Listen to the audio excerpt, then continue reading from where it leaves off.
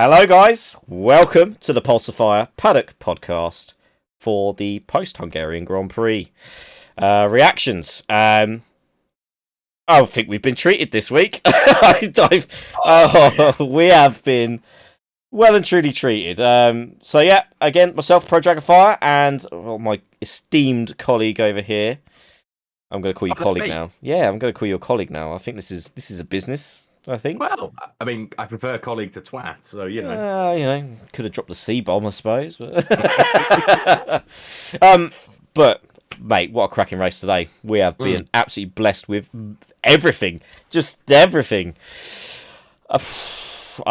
Where do we even begin with this today? I mean, there's so much to talk about. I don't know. You kick us off. Go on. So, ironically, he says, I've got a little list of things to talk about down here. Oh, this is good. I would like to kick us off with something non-F1 very briefly and very quickly. And I'm absolutely certain that you will echo my sentiments here, but I just want to send my condolences to the family of the marshal that sadly passed away at Brands Hatch following an incident. I know some of the news and information coming out of it has been a bit vague about what it is, and I don't think anything's been televised. Rightly so, a man died. But as all the F1 drivers have said, you know, marshals are what makes it possible for these guys to go racing, and they do it for no pay. They do it for the love of the sport, and to lose your life for something like that is terrible. So, condolences to everyone involved. Yeah, exactly what you said, mate. I was quite horrified because I mean there was another recent fatality at Brands Hatch as well in a separate race event that was ongoing. And like you say, like without these guys in the orange, you know, the Orange Army as they're called, we wouldn't be going racing at all. Like it just wouldn't happen. Nowhere around the world you wouldn't have your Formula One, you wouldn't have your MotoGP. These guys are essentially the heroes of motorsport. They make it what it is. Hugely passionate about it. You know, they camp it out for the full weekend. You know, they start earlier than anyone else at the tracks. You know, they're at the track having briefings and stuff before the teams have even got down there. These guys are, well, guys and girls, I should say, are just something else. You know, and yeah, like I can't imagine what the family are going through right now. But thoughts and well wishes are with them. Obviously, no words are going to change what's happened, but yeah, rightly so. I think. No.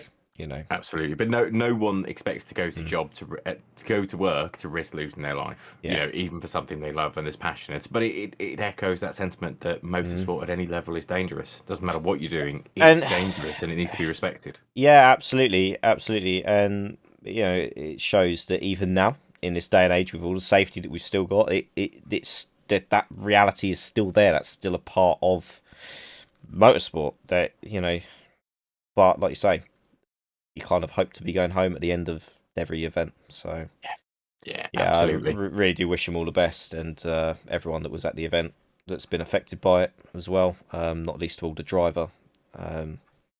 Yeah, absolutely. And then linked to that again, before we get into Formula One, I want to send my best wishes. I'm sure you will as well, Pro, to Jack Aitken. Yes.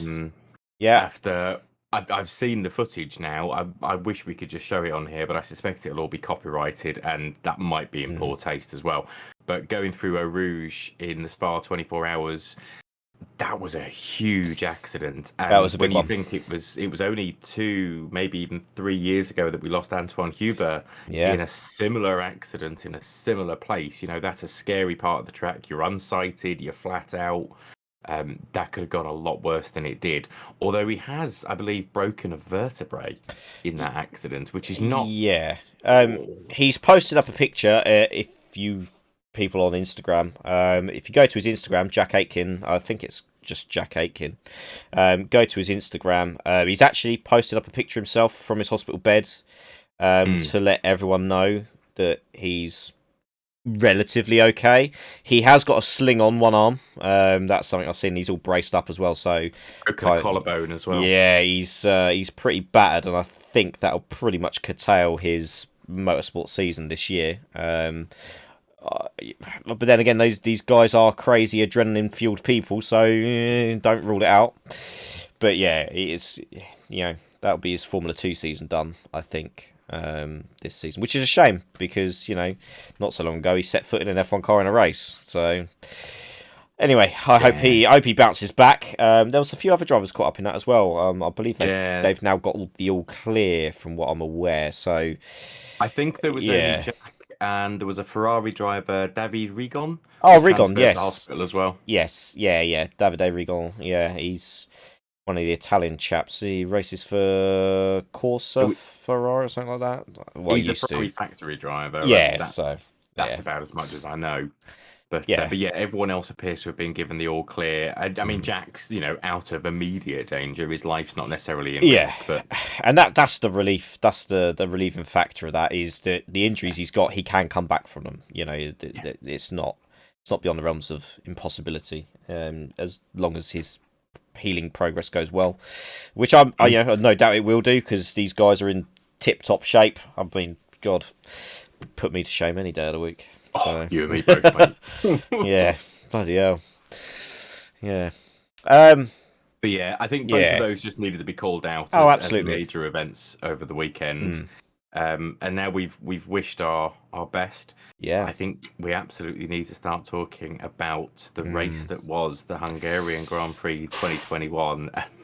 What a race it was. But you see, I tell you what, the moment this weekend got underway with just tantalising rumours of rain and stuff like that, I was kind of thinking, if it rains here in Hungary, I mean, we've seen what happened with Jenson Button's first win back in 2006. When it rains, anything can happen at Hungary, and it didn't disappoint. I mean, even qualifying had its dramatics. Sainz put it in the wall.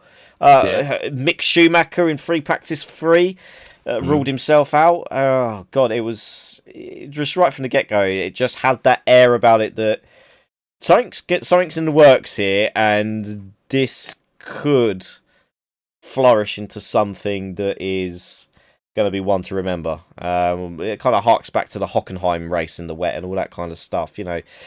Monza with Gasly winning, and right from Crofty's "It's lights out and away we go," it was away we go. So we were only talking a couple of weeks ago about good old Bernie and his idea of turning sprinklers on to make wet races for the excitement. This is why he had that stupid idea. Bernie, you're a genius. Not saying I want it for every race, but I mean, turn one. Let's talk about turn one. There's no other place to really start with this. Turn one was an absolute. It was like a Forza Motorsport lobby. Turn one. It was like us jumping into open lobbies on F1 2019. Yeah, and having a lemming in the lobby. That's what that was. Exactly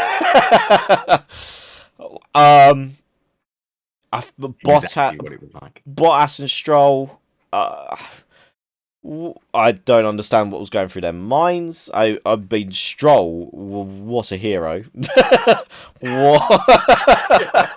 What a turn one hero. I mean, to be honest, for these drivers that are meant to be the elite of the elite, it just reeked of desperation from two of these drivers. And do you think? So I'm a little bit more kind. I think Bottas, Lando cuts in front of Bottas in a perfectly legit move. Nothing against Lando. Nothing against Lando. It was Valtteri was almost unsighted coming up to a braking point of a corner that he didn't know because the braking point had moved because the track had changed conditions. Yeah. So I'm inclined to sort of give him the benefit of the doubt there and say, it was a bit ill-advised. He should have been a bit more cautious. But, at the moment, I think Valtteri recognises he's fighting for his drive. He's struggling. And in my opinion, he's not coping with the stress and the pressure. He has flashes of brilliance. Like in qualifying, he's there. He's got a single lap pace in him. But the races, he just kind of, I don't know. He goes all at sea, for want of better words. Lance Stroll, I mean, okay, but Bottas I can give him benefit of the doubt, but Lance Stroll lunging down the inside like that, I mean, come on, man. I don't think that was a lunge down the inside. I think that was Stroll trying to go really deep, Yeah. putting his foot on the brake at the normal braking point in the dry, and going, "Oh shit!" He just struck me as, you know, he's in that mindset of, when they break, I'm breaking after them. And that is it. And that's his sole plan for that turn one. It's right. When they break, I'll break after. And what happens, happens. Almost. Well, I say almost. It's a bit harsh, actually, to make this comparison. It almost reminded me of Vitantonio Liuzzi's Hispania at turn one Monza. Days. Did you know that Liuzzi was the driver steward this weekend? No fucking way! Oh no, I didn't know that. So, yeah. I should have paid more attention to that. I've read the steward's bloody decisions on a few things, which have, again, steward's decisions changing the course of results and the like. I mean, this time for more legitimate reasons, but you know. Yeah, and I think they got their decisions right this week. Now, you know, I think we'll get to that because that's like lap 3. Yeah, yeah. Now. I'm aware there is still possibly a couple of stewards' decisions outstanding that could still adjust this race result. Yeah. So, guys, when you're listening to our opinions and everything else, obviously we're going on what has been declared at about 11:30 at night in the UK time. So we're going on that result. So if this in time is, you know, we're discussing a different race order, don't be alarmed. It's just the stewards decided to do more dabbling. So yeah. So what a clusterfuck that was. The start was an absolute mess. It was straight away, as soon as it happened, just like safety car. There's like safety car, race stopped, you know, whatever. It was going to happen. You know, the weather played its part, and yeah, it's one of those things. I felt incredibly sorry for Lando being caught up in that. Yeah, Perez, Leclerc, you know, these guys were just—they're in the you know, the firing line basically, and there's nothing they could do really to get out of that. But yeah, is it? Yeah, unfortunately, they were. It was just a train. Yeah, it was. It was literally just a chain reaction, like dominoes falling. And what you can't do much more in that situation, to be honest. So no, absolutely. But it was a real shame. Yeah. It was an exciting start. It mixed up the grids, and I think, you know, you and I were texting during the race, and it felt like this is what a reverse grid race would feel like. Yeah, it did. You know, I think we both generally agree that if you were to just do a reverse grid race for the hell of it, for, you know, for the fans to see, whilst that'd be really exciting, that doesn't really feel very fair to the drivers in the best cars with the best chance of winning. That's not quite legit. Yeah, it's artificial. When it's mixed up by the rain and the weather and accidents, that's the luck of the draw. Yeah, that's what happens. Well, that's just the cards that you dealt, isn't it? You know, you play the hand that you got. So, but yeah, fair play. And then the Hamilton all on his own on the grid. It was just like, you know, he was having the discussion on the radio with the team and letting them know what the track was doing, and everyone else kind of, you know, well, we'll just go in here, and Hamilton's sort of left sitting on his own, and I mean, that really surprised me. So I hadn't realised that the driver was allowed to communicate with the pit, but the pit aren't allowed to communicate with the driver on the outlap. I hadn't realised that. So the pit couldn't call him in. Not that I think they would have made the call, because they don't necessarily have the raw data that the driver gets through feeling the wheel. Yeah. But Lewis and Max are probably two of the best wet weather drivers we have. They can find the grip. They can feel the grip in those cars. It really surprised me that Lewis didn't think this is dry enough for slicks, because it absolutely was. Oh, it absolutely was, yeah. I can only assume he was thinking Hungary's a bastard to overtake at. I'll stay out, because I'm sure half the field will, and feel it out for another few laps. And then as soon as Ocon dived in, and then it was just a train. Just every car was like, well, if he's going, I'm going. If he's going, I'm going. And I mean, that grid, one car on the grid to start the race. I mean, I'm not being funny. We all complained about fucking Indianapolis's starting grid in 2005. It still had more cars on the grid than that. Oh yes. Oh yes. Yeah, I just it was one of those kind of things you kind of just think, as experienced as Hamilton is now, you kind of would have thought he would have gambled on that and come in, but Yeah. it's in a way I'm thankful he didn't, because that then led on to what I think, in my opinion, was probably one of his better drives that I've seen him produce, because we've actually had to see him overtaking cars and proper going old school attacking Hamilton, and we've not really seen that since, I would say, the Rosberg debacle that went on. I'd argue specifically the last time I saw that would have been Germany, when I can't remember if he'd had an accident, but he started back of the grid and had to work his way back up. But that might have been in the era when Vettel was his biggest competitor, not Rosberg. Yeah, that probably fit more, because that's when. I agree. The Mercedes have been used to, up until this year, where Red Bull have brought something new to the table. Mercedes have been used to get your ass in front, control the race. Yeah. So to see that car, especially after Lewis, he was proper depressed when he came back out the pits. He was saying on the radio, "I can't get close. I can't catch these guys. It's too difficult to follow." He was down in the dumps. I would love to know the conversations that went on between Bono and him that we didn't get to hear, because Bono is a magician at motivation. He seems to always extract the best out of Hamilton, and you look how Bono looked after George Russell in that one race. He deserves a lot more fucking credit than what he gets, old Bono. He's obviously got something about him, and that's obviously why he's employed by Mercedes. That's why I'm not in the job. Well, because come on, you cunt isn't quite enough of a motivation. Obviously it just doesn't quite cut it, does it? It doesn't quite cut the mustard. It certainly hits a point. Lewis, this is Steve. Fucking pull your finger out and get on with it, you twat. Yeah. For some people that might work.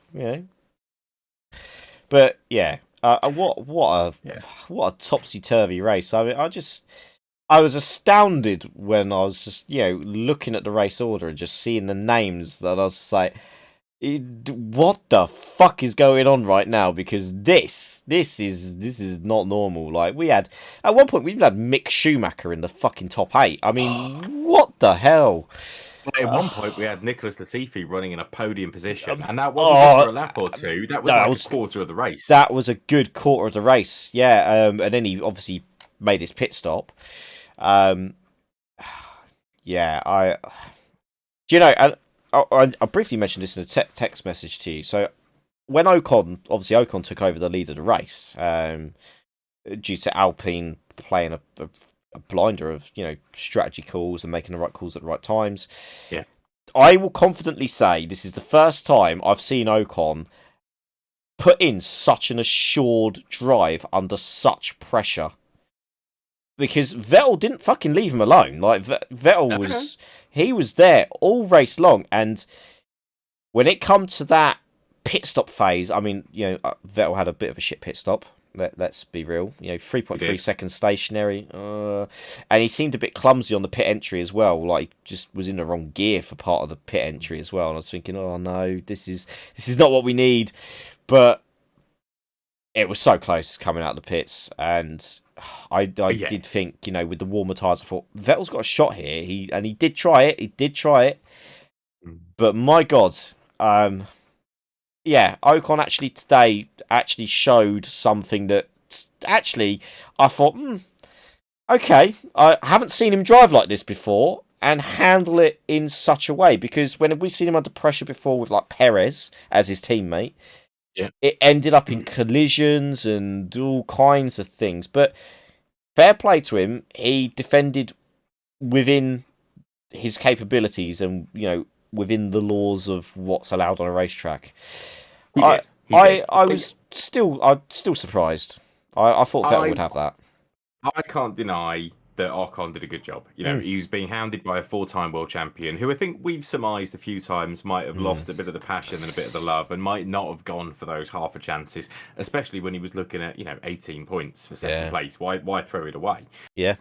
But Ocon did have a very assured and competent drive. You did absolutely text me to say that was your best review of Ocon's drive in a car in F1. And I think I replied with, let's not forget that even Pastor Maldonado won one race. Yes, of course. But fair play to the lad. He's kept it together and actually shown for the first time, I think, something. Because I've not... maturity, I think, is what he's shown. Yeah, because I've not really seen much from him that sort of... Yeah, he came on the scene and he achieved some good results in his debut season, but he never improved on that. He never set the world alight. There wasn't anything that really particularly sort of stood out as, wow, this guy's going to be a future, like, fucking race winner, world champion, all this kind of stuff. And then today, pulls out a decent drive in challenging conditions and challenging situations. Yeah, fair play to him.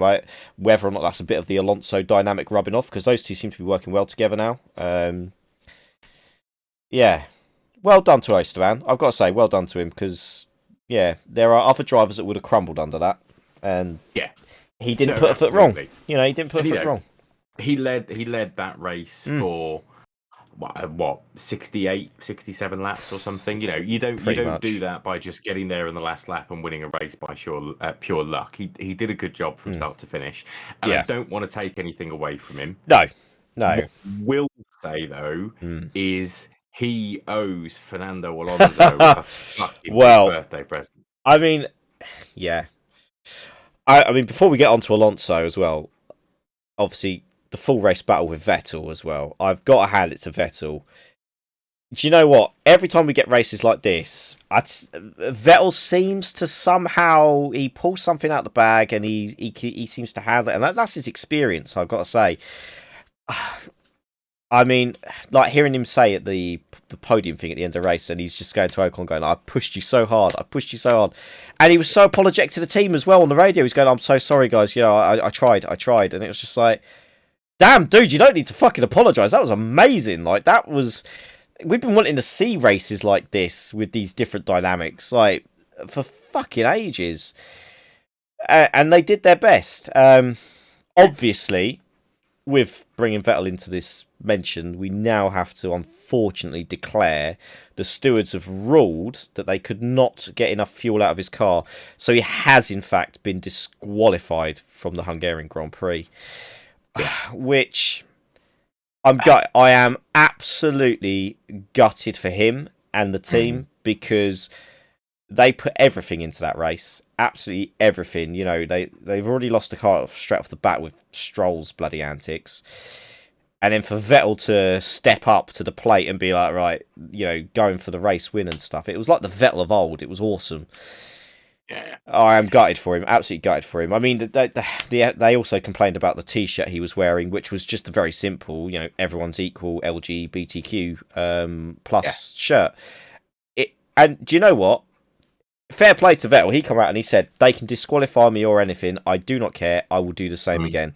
And I completely agree with that as well. So, do you know what? Vettel is a man who, I'll be honest, I didn't really like him in his Red Bull days. He irked me. But do you know what? Over the years, he's matured into one of the most respectful drivers on the F1 grid. Like, staying behind late at the British Grand Prix to pick up the rubbish. To all of his stuff that he's now doing away from the circuit and everything else, he's won me over massively. It's such a shame. But it is. The T-shirt incident, I think, would have been a massive fuck up if the FIA decided to disqualify him for that. Yeah. Because I think Lewis was slapped on the wrist for wearing a Black Lives Matter T-shirt last year. Yeah, he was, but he didn't get. I don't think he got a reprimand. You see, no, I think it was a verbal. I think it was a slap on the wrist. Yeah, this is it. Whereas these guys have been given proper reprimands. They've been told, 2 more of these and you get a 10th-place grid drop. I mean, for me, that's harsh. I think that's harsh because absolutely. and I say why this is harsh. And Formula One, fucking listen. You purport that you want to be equal and everyone's equal and we're all in this together when we race as one.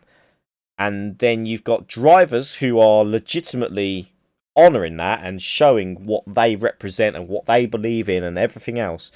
And then you put them down for it. That seems a bit conflicting there. Yeah. And this whole thing, it pisses me off.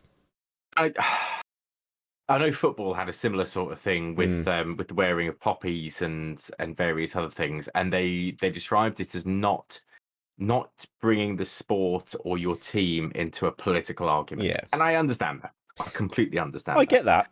Equally, if you feel strongly enough about a passionate cause, and it's not something that's going to divide the world, No. like, you're not flying a banner saying Jewish is the only religion you should believe in. Exactly. That would be offensive to a significant number of people. Don't do it. But this is fine.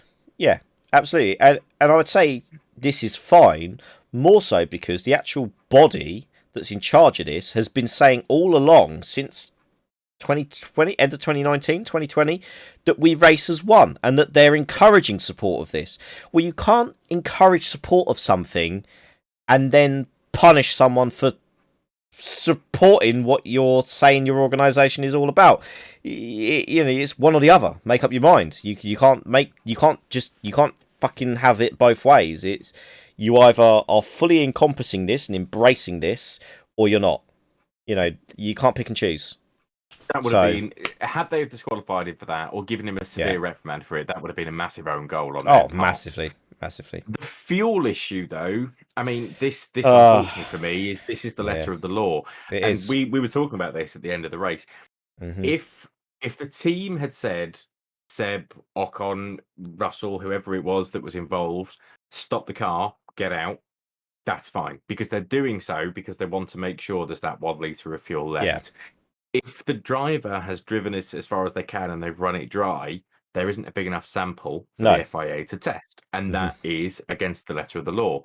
I've been looking into the details here, and according, I don't know if it's coming from sensor information or what, but Aston Martin are claiming there's 1.440 litres of fuel remaining, but they've only been able to extract 0.3 litres, which the FIA say they need a litre to test. So that's not enough.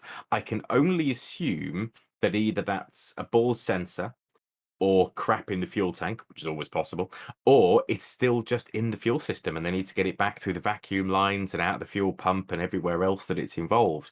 But either way, it looks like they haven't done so in time. The FIA have given them as much time as they can, that have said it's not there, and that's a straight DQ. Yeah.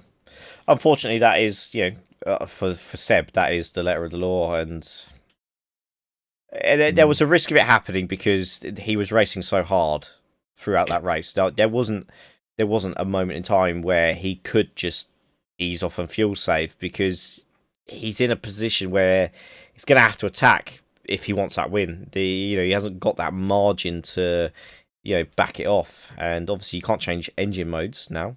That's obviously a bygone thing. So, but backing off just absolutely wasn't worth doing, because once Lewis had got past Fernando and Carlos, which I'm sure we'll get to, he was 5.8 seconds off the back of Seb, and he took 2.5 seconds per lap out of Sebastian Vettel and Esteban Ocon. He was gaining on those boys at a rate of knots, and he crossed the line somewhere between half to 0.8 of a second behind Seb. That's unreal. So had Seb have backed off at all and just decided second for me, Lewis might have caught him on the last lap and got straight past him. Yeah, I reckon that would have been the case. So I mean, Ocon's got a reprimand as well for parking at the end of the pit lane, but that's it. Which is fine by me, because he gets to keep the win, and rightly so. So it seems the only one I'm worried about with the fuel is we'll come to these guys in a bit, but George, that's my worry. But that decision hasn't been made yet, so I'm sure It there'll be a post hasn't. in due course. And it may be that I'm leading you astray here because I'm relying Mm, on second and third hand information for the fact that George stopped on track rather than actually seeing it with my own two yeah, eyes. And I can't see anything from the stewards to say that they're investigating George Russell for stopping on track. So I think that might be, we I'm might not need to worry about that. I'm sure there was something mentioned on BBC. Oh, was there? I'm sure there is something mentioned somewhere. So Vettel will see the stewards after being summoned, along with Carlos Sainz, Valtteri Bottas, and Lance Stroll, for alleged not following race director's instruction over pre-race procedure.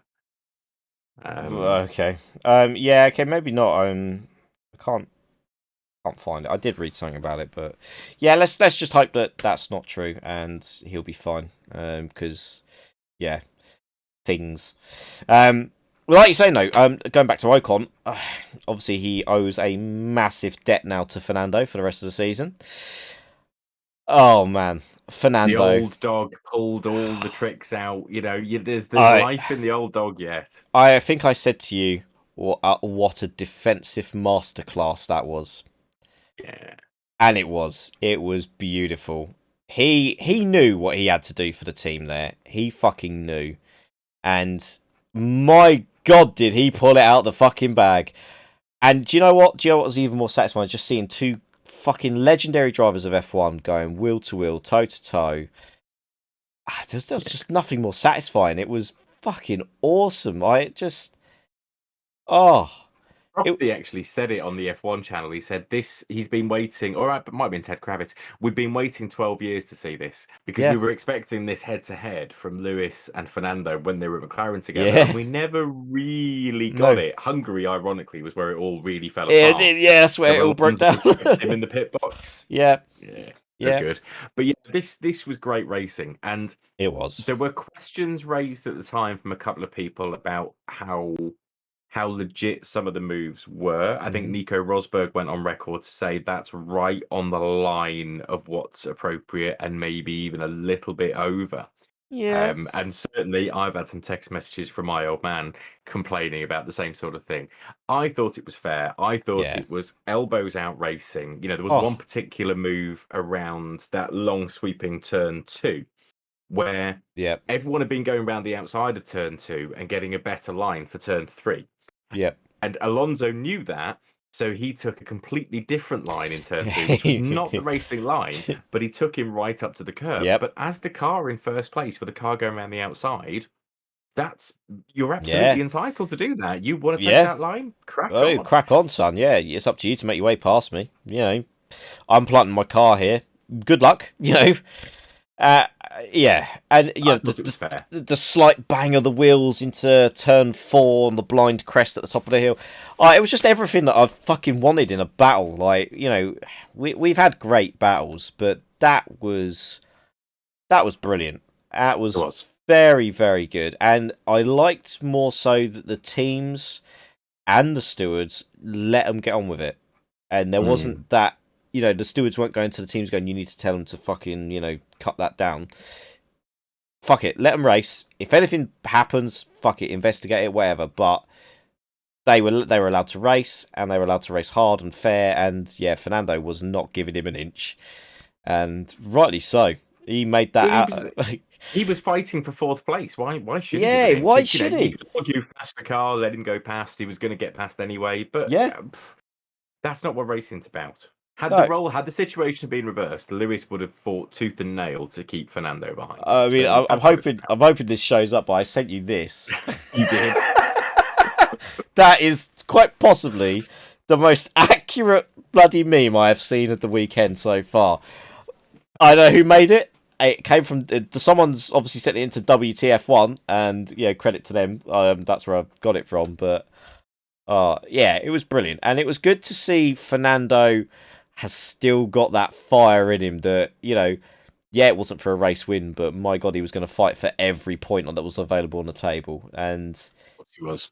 you know, yeah, But ultimately, when you look at it, Alonso held Lewis up for about 5, mhm, maybe 6 laps because it yeah, didn't take him no, half of that time to get past Carlos. Once no, once he was up with, I think he caught Carlos the same lap he overtook him and then made the move on the straights in the DRS the following lap. So it was a done deal. And based on that massive speed difference, 2.5 seconds a lap, we've already said. Yeah. Had he have had an extra 2 or 3 laps, you have to say Lewis would have won that. I just don't see the Aston or the Alpine of Ocon being able to hold back Lewis on a rampage, and he would have gone straight for his 9th win at Hungary and his 100th career win. Yeah. But it was not to be, which is why I think, as good as Ocon's drive was, as mature as it was, he owes Alonso a massive favour. Fernando saved the day, and and do you know what though? That is a team player. I wouldn't have seen Fernando as being that guy in his previous, self, like back before he was very much he's the team leader and it will be done his way. But I'm seeing a slightly different dynamic to Fernando since he's come back this time around. He seems a bit almost like, do you know what? It's always a bit like when Michael came back. Bit more reserved, not as arrogant, and willing to do stuff to help the team rather than just go for himself. Yeah, more about developing the car, developing the team than anything else. Yeah, and I'm liking this new Fernando. I am liking this new Fernando. What I want to see more of is more of those battles. That's something that I hope we see more of next year. With the new cars, it'd be interesting to see how he gets on with them because, he's sort of been through all the eras. It's kind of like Kimi, like he's been there when the V10s were there, the V8s, now the hybrids, the high downforce, and now back to simplicity. There's not a single driver on the grid that will understand ground effect. No, there's not. You'd have to go back a long way for ground effect. Yeah, I mean, I can't see any of those guys coming out of retirement. They're probably getting on a bit now. They probably are, but interestingly, on that note, thinking about drivers that have dealt with ground effect, here's an interesting stat for you. Esteban Ocon winning today is the first Frenchman to win in a French manufactured car powered by a French manufactured engine since. Any ideas? Oh, Jesus Christ. Okay, so you see, French driver, French car, I was straight away thinking Olivier Panis and Ligier at Monaco. Want to go further back than that? But that Ligier had a Magoon Honda engine, so it's going to be further back than that. So, French driver, Alain Prost, Renault? Yes, he was. Yeah. So, when you think about it, Esteban Ocon is the first person to win in a French car with a French engine as a French driver since Alain Prost. Now, I don't know exactly when that would be, but given that Alain was in McLaren by 88, we're probably talking about 1986, 1987. I think 86. It's got to be around 86. Because that's when the Renault was the white, yellow, black livery. Yep, in the first turbocharged era when they were absolute monsters. Fucking hell. That is actually an insane statistic. Is he? I like stats like that. Is he the first? Is he the actual first French driver to win a race since Panis? I think he is. I think he is. I actually genuinely think he is. Yeah. You might be right, because I'm trying to think. Because the only other we had the legendary Frank Montagny in the Super Aguri. I was thinking more about Sebastian Bourdais and yeah, but he never won a race. Jean-Eric Verne was probably the closest. Yeah. And he was midfield for Toro Rosso. Oh, God. The list is alphabetical rather than by year. That's not great. Buemi was French, but he never won a race. Oh, no, he's not going to be, is he? We're being idiots here. Because who won the Monza Grand Prix last year? Pierre Gasly. Oh. Yeah, okay. Yeah, no, we are being idiots, you're right. So, but before that, it would be Olivier Panis. Which is just insane to think that a nation that's produced so much for Formula One had that length of time without a winner. But that's only on the basis that you don't consider Charles Leclerc to be French because he's Monegasque. But he's Monegasque. Monaco is France, as far as I'm We'll call him we'll stick with Monegasque. For the sake of this argument, we'll stick with Monegasque. Fair enough. Yeah, wow. I mean, that's still an interesting stat, though, isn't it? It's still a crazy stat to think that France hasn't really been the powerhouse that it once was for Formula One drivers. Because you look back at the history books and the amount of French drivers that have been through Formula One, it is insane. Absolutely insane. Yeah. And some big names as well. You know, Jean Alesi, René Arnoux. Yeah. Drivers from our era like Eric Comas. Oh, Eric Comas, the legend that was saved by Ayrton Senna. Yes, at Spa after a very nasty accident. Yep. Yeah, there's been some decent French drivers over the years, but yeah, it's sort of it's fallen away from them. Their last one, of course, being Romain Grosjean. Oh my god! Not sure I'd put him in the category of one of the greats, but no, he was an F1 driver. Oh, he was an F1 driver, and when he was on his day, he was as fast as the rest of them. Yeah. I mean, his best era was still the Lotus era. Yeah. Well, G&I Capital, not fucking Lotus. Yeah, the Russian gold. Yeah. With Kimi. Yeah. Because I mean, that second half of the season he had with Kimi, he was fucking mind-blowingly quick. But there you go. So, I guess, talking about French drivers, the next one on the list of order, I mean, Carlos Sainz has kind of slipped into obscurity with us here. He's now got a podium out of this race. Again, I don't know what it is with Carlos Sainz. He is the luckiest son of a bitch going, because he always seems to inherit his podiums in the most unusual of circumstances. Yeah. But I don't know if that's a good thing or not. Because part of the benefit of getting a podium is being able to celebrate up there with your trophy and the champagne. And that's having too. Someone come and knock on your door 3 days later and go, "Oh, really sorry, Carlos, here's your trophy." Yeah. That doesn't feel quite as special. It feels a bit hollow. Like, at least with the McLaren one, he got to go up on the podium after with the team and celebrate. Still not the same. But, hey-ho. It's another podium for him. Some good points for him again. And do you know what? He kept himself out of trouble, got on with the job at hand. Solid race for Carlos. On his own, getting on with the job at hand. The next two drivers on the list that I wanted to come to, bearing in mind we were talking about French people, Pierre Gasly, now 5th place for AlphaTauri, and the fastest lap that he stole from Hamilton on the last lap of the race as well.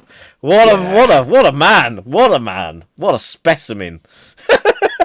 Now, I have to admit to obviously having missed something here, because Yuki Tsunoda obviously was the lead AlphaTauri driver for most of that Grand Prix. And I was watching when I heard Gasly and Tsunoda get the instruction to swap. Right, and Gasly started pulling away very quickly, and Tsunoda was on the radio with some really aggressive messages saying he needs to fucking hurry up. Because if I'm being told that I have to follow him, he needs to get on with it. Fiery about the turbulent air as well from Gasly. Oh, I was thinking, Jesus Christ, Franz, what are you doing? Yeah, they weren't getting on. No. But then the next time I looked, Gasly was pitting for softs to do the fastest lap, and Tsunoda was 20 or 30 seconds behind him. So I can only assume Tsunoda had also pitted either for safety reasons or similar. Yeah, I'm sure he pitted again. I'm sure AlphaTauri, seeing the gap they had, decided to just pit both of the cars.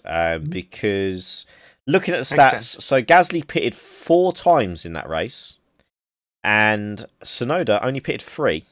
So it's an interesting one. But yeah, still, I've got to say, and it's another great result for AlphaTauri. Like, it was a good result, but it felt uneventful. You know, whenever you were looking at the cars dicing for a position, I never saw an AlphaTauri involved. No. And then just at the end, they were there. Yeah, they just quietly avoided the carnage, brought it to the checkered flag, had a bit of a spat between themselves, and brought home, well, I mean, it's plus the fastest lap, brought home an extra 19 points for their constructors. Yeah, decent haul. Decent haul of points. For a team like that, very decent haul of points. Usually you'd think in these situations, though, Gasly would be sniffing for a podium. because that's what he's done on the previous occasions. He's been in and around, sort of really hunting down that final podium spot. Didn't quite have it today. Don't know whether that was due to the strategies and whatnot, but yeah. You could argue that AlphaTauri got something wrong. I'd argue that Alpine just had their number and they had their strategy bob on, and that's what that was all about. And that is the extra dynamic to this, I think, because we've not had Alpine in the mix like that before. So when these races have happened, it's usually been AlphaTauri that were the lead of the mid pack that was sort of like, sticking their nose in and getting involved. But this time they had both Alpines, not just one of them. They had both Alpine cars up at the sharp end. Almost a bit of a hark back to the glory Renault days with Fisichella and Alonso. Oh God, back a few years. That is that's going back a number of years. 05, 06. 05, 06 indeed. Yeah, so I mean, yeah. But I've got to say, the next ones are my fucking this is the dream. Nicholas Latifi and George Russell, P7 and P8. Finally, I was fucking yelling. I was celebrating. I was going fucking nuts. I was standing. I was literally pacing up and down because I don't know if you were watching the timer on the left-hand side, but Max Verstappen was reeling in George, and I was like, oh no. And all we're getting is these fucking slow-mo visuals of Ocon cruising around. I'm like, there's still fucking racing going on here, boys. And the race director didn't cut to him. And I could just see Verstappen just, he was right there. Thankfully, they both held on for a stunning result, and they did. And I know there'll be people out there that know I don't hold Latifi in particularly high regard. Fair play to him. He ran a good race. Similar to Esteban Ocon, I might not like him particularly, but he did a good race. It was a mature race. He did well. Yeah, he did. I'm going to skirt over that very quickly to say not only was Mr. P11, George, such a hero, but I don't know what happened to him. Around about lap 4 or 5, he just seemed to have like a momentary loss of power, and he plummeted from 4th down to 8th or 9th, and I thought his race was done. I thought he'd had a failure. I don't know if that was just a Control-Alt-Delete and a reset or whatever it was, but he got it going again. But give the man his due. When he was then in P7 or 8 and Latifi was running in P3 sniffing for a podium, George voluntarily got on the radio, not prompted, and said, guys, I want you to prioritise Nick. He's got the better chance of points here. If he wants a pit stop, you prioritise him over me. Yeah. What kind of a Formula One driver with adrenaline coursing through their veins, desperate to sneak up and get some more points, particularly when you're in a points position finish and you've never been able to do that before, gets on the radio and says that to their team. What a bloke. What a bloke. There's no words. There's no words to describe it. And you know, what I get from both of these guys in that Williams team is this effort is almost something personal to both of them. Like, they have been there when Williams have been on that absolute floor. They've been at their fucking knees. Through Claire having to sell the team, and they always made it clear that they were doing this for the Williams family, and that is what they were doing. And they came so close on occasion with Claire at the helm, and it's a shame that this result didn't happen when Claire was at the helm, because I think it would have been a fitting send-off for the Williams family. But my God, these guys, they dug deep today, and I look at Latifi, and much as you, we've got the same opinion on Latifi, but today he will now be a Williams hero in the same regard as George is now, because these guys have pulled it out the bag. When absolute chaos is going on and descending into just everything going on around them, they've held their heads. They've not overreacted this time. They've not made any of their weird, because Williams made some weird strategy calls in previous years gone by, which you think, oh God, if you just made different call, it would have been a different ending. But fair play to Latifi. He held his own. He maintained his pace even when he got overtaken by like Gasly. Didn't let it really affect him. He just settle into my pace again, just keep on going, and held it together. And George, seeing the tears from George, Oh no. that hit me like an absolute freight train. That was like, this is, this means something to him. This is, this is what he's been working towards, and it's quite clear to me that the team comes before himself with the call that he made. Like you said, he's foregoing his own race strategy because he just wants the team to get some points on the board. And do you know what? Credit to Williams. They made strategy calls for both cars that worked for both of them, and are absolutely elated. Absolutely elated. And I've got to say, this is, wow. This is their strongest result in years. I mean, when was the last time Williams had a double points finish? It's got to be like Stroll, Massa. God, yeah. Well, I'm not even sure if they managed it then, if I'm honest. But down to several things. They weren't even lapped. They're at the tail end of the points, but they weren't even lapped. No. It was a great result for what I still think is an uncompetitive Williams. That's not a great car. It's only a hair better than the Haas, and probably worse than the Alfa Romeo. Alfa obviously shot themselves in the foot, which we'll get to. But no, they did a great showing from start to finish, and it's a team effort. Nick and George did a brilliant job on the black stuff, but the guys in the garage made some blinding calls strategy wise, and it all worked out. All worked out brilliantly. Yeah, and the pit crew nailing every pit stop, not no errors. It was good to see Williams back to this kind of, they're all working together again. Because that team was in disarray for a while, and it seems that bit by bit, bits of the jigsaw puzzle falling back in place. And I hope that they can continue this into next year, because if they can make a better car, essentially, they've got. Okay, maybe George is going to leave. We don't know that. We don't know. Like, silly season is still fucking raging on. We don't know what the hell's going on with the driver market at the moment. I still maintain he probably is going to leave Williams and be in that Mercedes next year. Yeah, I do too. But hopefully that the sort of the footing that Williams gets left on, they can continue this trajectory onwards. Who the hell Williams get in that seat next year? I don't know. Because I thought Jack Aitken would have been the leader for that. I thought Jack was most likely. Do you know? Yeah, he's probably a good shout. Is he? I mean, has he already got a super license? Ooh, I have no idea. But that might be irrelevant if the injury he sustained today to his collarbone and his vertebrae is going to keep him out for a while. Well, this is it, and it's more the vertebrae that's going to be the issue. Like a collarbone, a collarbone. I'm not sure. Don't forget, in a Formula One car in a tight cockpit where you've got to turn, the collarbone's going to be a big part of your rotation. I suppose. To be honest, it's kind of the worst combination you could have. Because an F1 seat's not exactly comfortable, so your vertebrae and your back are going to be rattled to fuck. Like you said, straps to the collarbone. Look at Kubica. Kubica is still a brilliant driver. He can drive a rally car, a tin top, a touring car, and do it as competitively as anyone. In a Formula One car in that cramped space with the damage to his hands, he's not the driver he was in a Formula One car. Anywhere else, he's fine. No, and I still maintain that.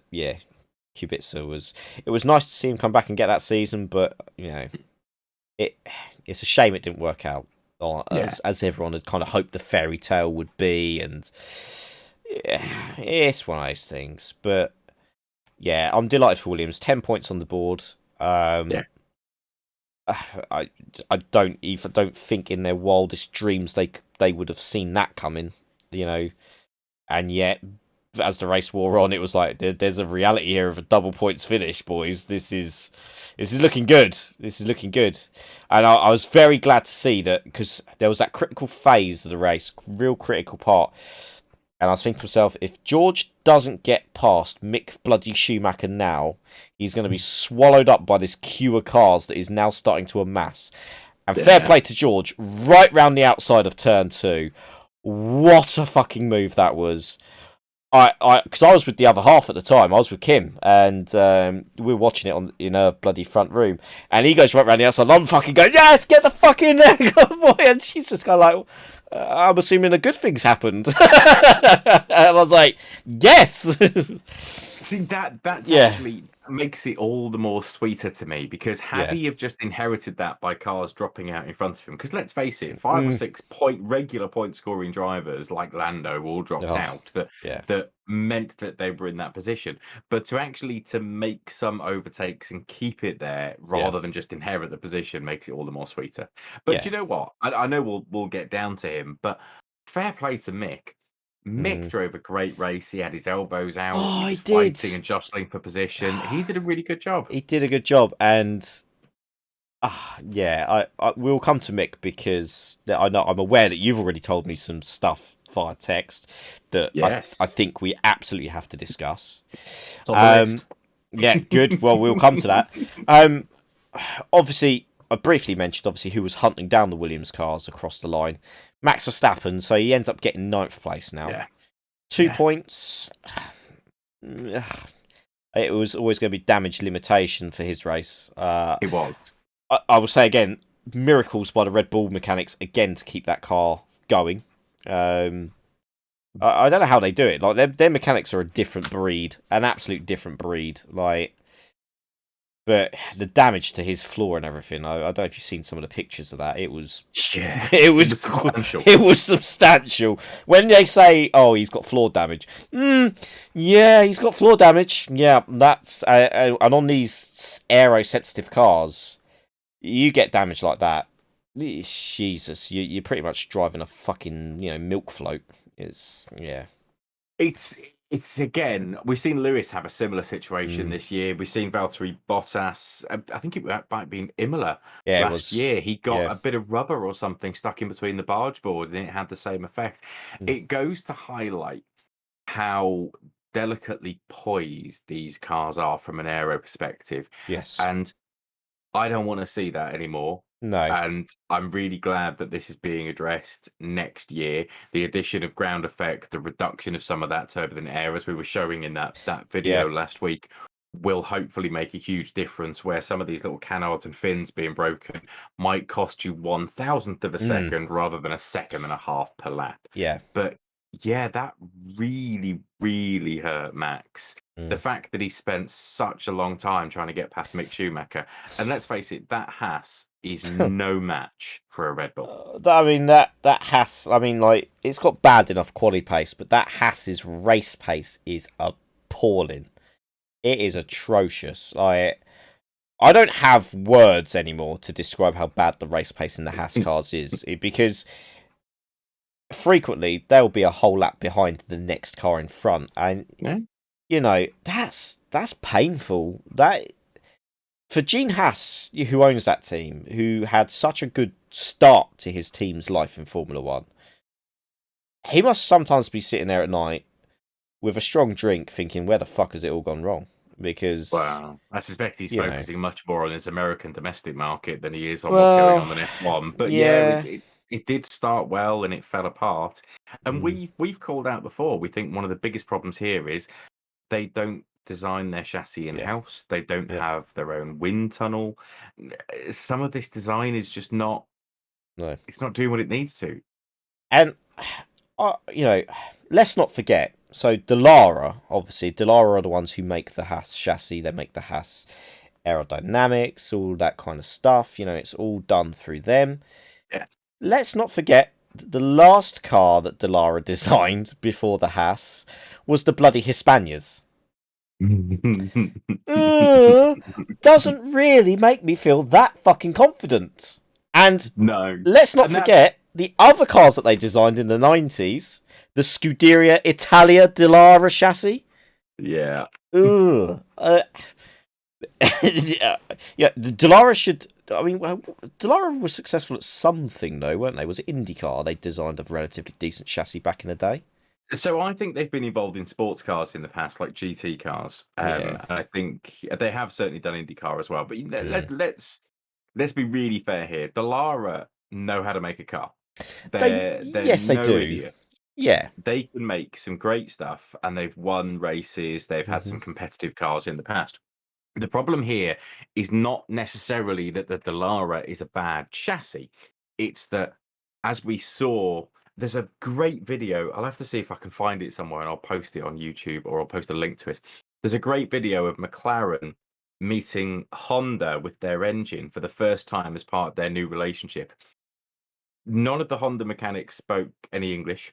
None Hmm. of the McLaren mechanics spoke any Japanese, Yeah. and they're just engineering, like pointing this, that, and the other, and trying to get it to marry up. And the two parts don't fit. No. It was like they'd both just been built in complete isolation, and no one had sent an email, a memo, a phone call, or even discussed what was going on. And then when it came to putting together, nothing worked. Well, that's part of the reason that McLaren Honda relationship didn't work this time Mm. around, because that has to work perfectly. Because Adrian Newey and these guys will all tell you that engine has to be in exactly the right place to make sure the center of gravity is right, to make sure the airflow is right, to make sure the weight distribution is right. It Hmm. affects so much. And we've seen what Yeah. a little bit of floor damage can do to a car. If you get the center of gravity 2 degrees too high or too low, or you make the unsprung mass wrong, or you move the weight distribution an extra 2% forwards rather than rear, the whole thing's fucked. So Yeah. you have to be doing that in collaboration with your engine provider, and they don't even have their own engines. They buy Ferrari customer engines. So by the time Well, they've got a hold of those, the whole rear end is Ferrari. hmm, The whole thing, and I get why Gene Haas went down that route, and it initially worked. money. Yeah, money reasons and everything else, and yeah, okay, it's initially worked, but they haven't innovated further from that original plan, and it's kind of when Ferrari had their troubles with losing Hmm. party mode or whatever the hell you want to call it. Yeah, and to be honest, I was sitting here and I was looking at the actual car designs as well over the last few years, and where you got the front teams and they're changing the actual physical structure of like nose cones, going from a wide nose to the rounded nose cones and all this kind of To the stuff. droopy nose, to the Yeah, pointy this nose. is it. If you look at the Haas design, the main core of that design is still the same as the first fucking car that they entered. And this is the gripe that I pointed out to you about the Williams car, is that the main core of that design of the car is still the same from the beginning of the hybrid era. And it's only recently that Williams has started to move away from that, and we're seeing an improvement in their results. Uh, you know, there's only so many times you can flog a dead horse before you realise it's dead. Like they need to fucking. They need their own design office. They need their own design office. They need if they're going to use Dallara, then they need a sole dedicated part of Dallara that is theirs to use as and when they need it, and that's it. Rather than placing their order in amongst everything else that Dalara's doing and going about their business. There needs to be that sole focus where they've got their own little wind tunnel to go and mock up designs and test them and get some data. I'm not seeing that from Haas at the moment, and obviously most of Gene Haas's experience comes from NASCAR, and Mhm. that's a standardized chassis. You can't deviate from that. That is what it is. Uh, it's just I'm not these little sure what the things. future is for Haas. I'm really not, because No. obviously they're in this on a very cost-effective model. Yes. We suspect that the money from Uralkali and Hmm. Daddy Mazepin is Yeah. probably going to take over and buy the team, and then if that creates an injection of money, then so be it. I suspect Haas's best opportunity, similar to Alpha's, is to try and get a parent relationship in the same way Mm. Alpha Tour. Oh, well, they've tried to differentiate, but let's face it, Alpha Tauri is still the It's stepbrother to the Red yeah, Bull. yeah, it is. And the what was the Racing Point or the Force India before that has been certainly in when they were the pink Mercedes, they were very much the brother to Merck. Hmm. I suspect they are going to try and negotiate a much more detailed relationship with Ferrari Mm. to create that sort of those shared learnings between the three. Ferrari will get something back from additional data and obviously sharing of drivers and what have Yeah. you. And what what Haas and Alpha will get is a better designed chassis at a reduced cost and access to better information. Well, I mean, that's kind of already in the works, isn't it? Because they Haas now have their own facility at Maranello. Ferrari have given them their own part of the facility, which is weird to think that Ferrari have allowed another team onto the hallowed grounds of Maranello. But then it makes sense for this dynamic now that's going on. Yeah. I foresee that Gene Haas will probably sell a majority stake to Mr. Mazepin. I reckon he'll keep some involvement. There'll be some involvement still there from Haas, because it'd be a shame for him to walk away completely. But yeah, Mr. Mazepin's got money to burn. Let's be real. He's got billions to spend. It's pretty much funded his son's racing career up until now. Let's be real. And he's been on the periphery about it because he almost brought the majority stake in Williams.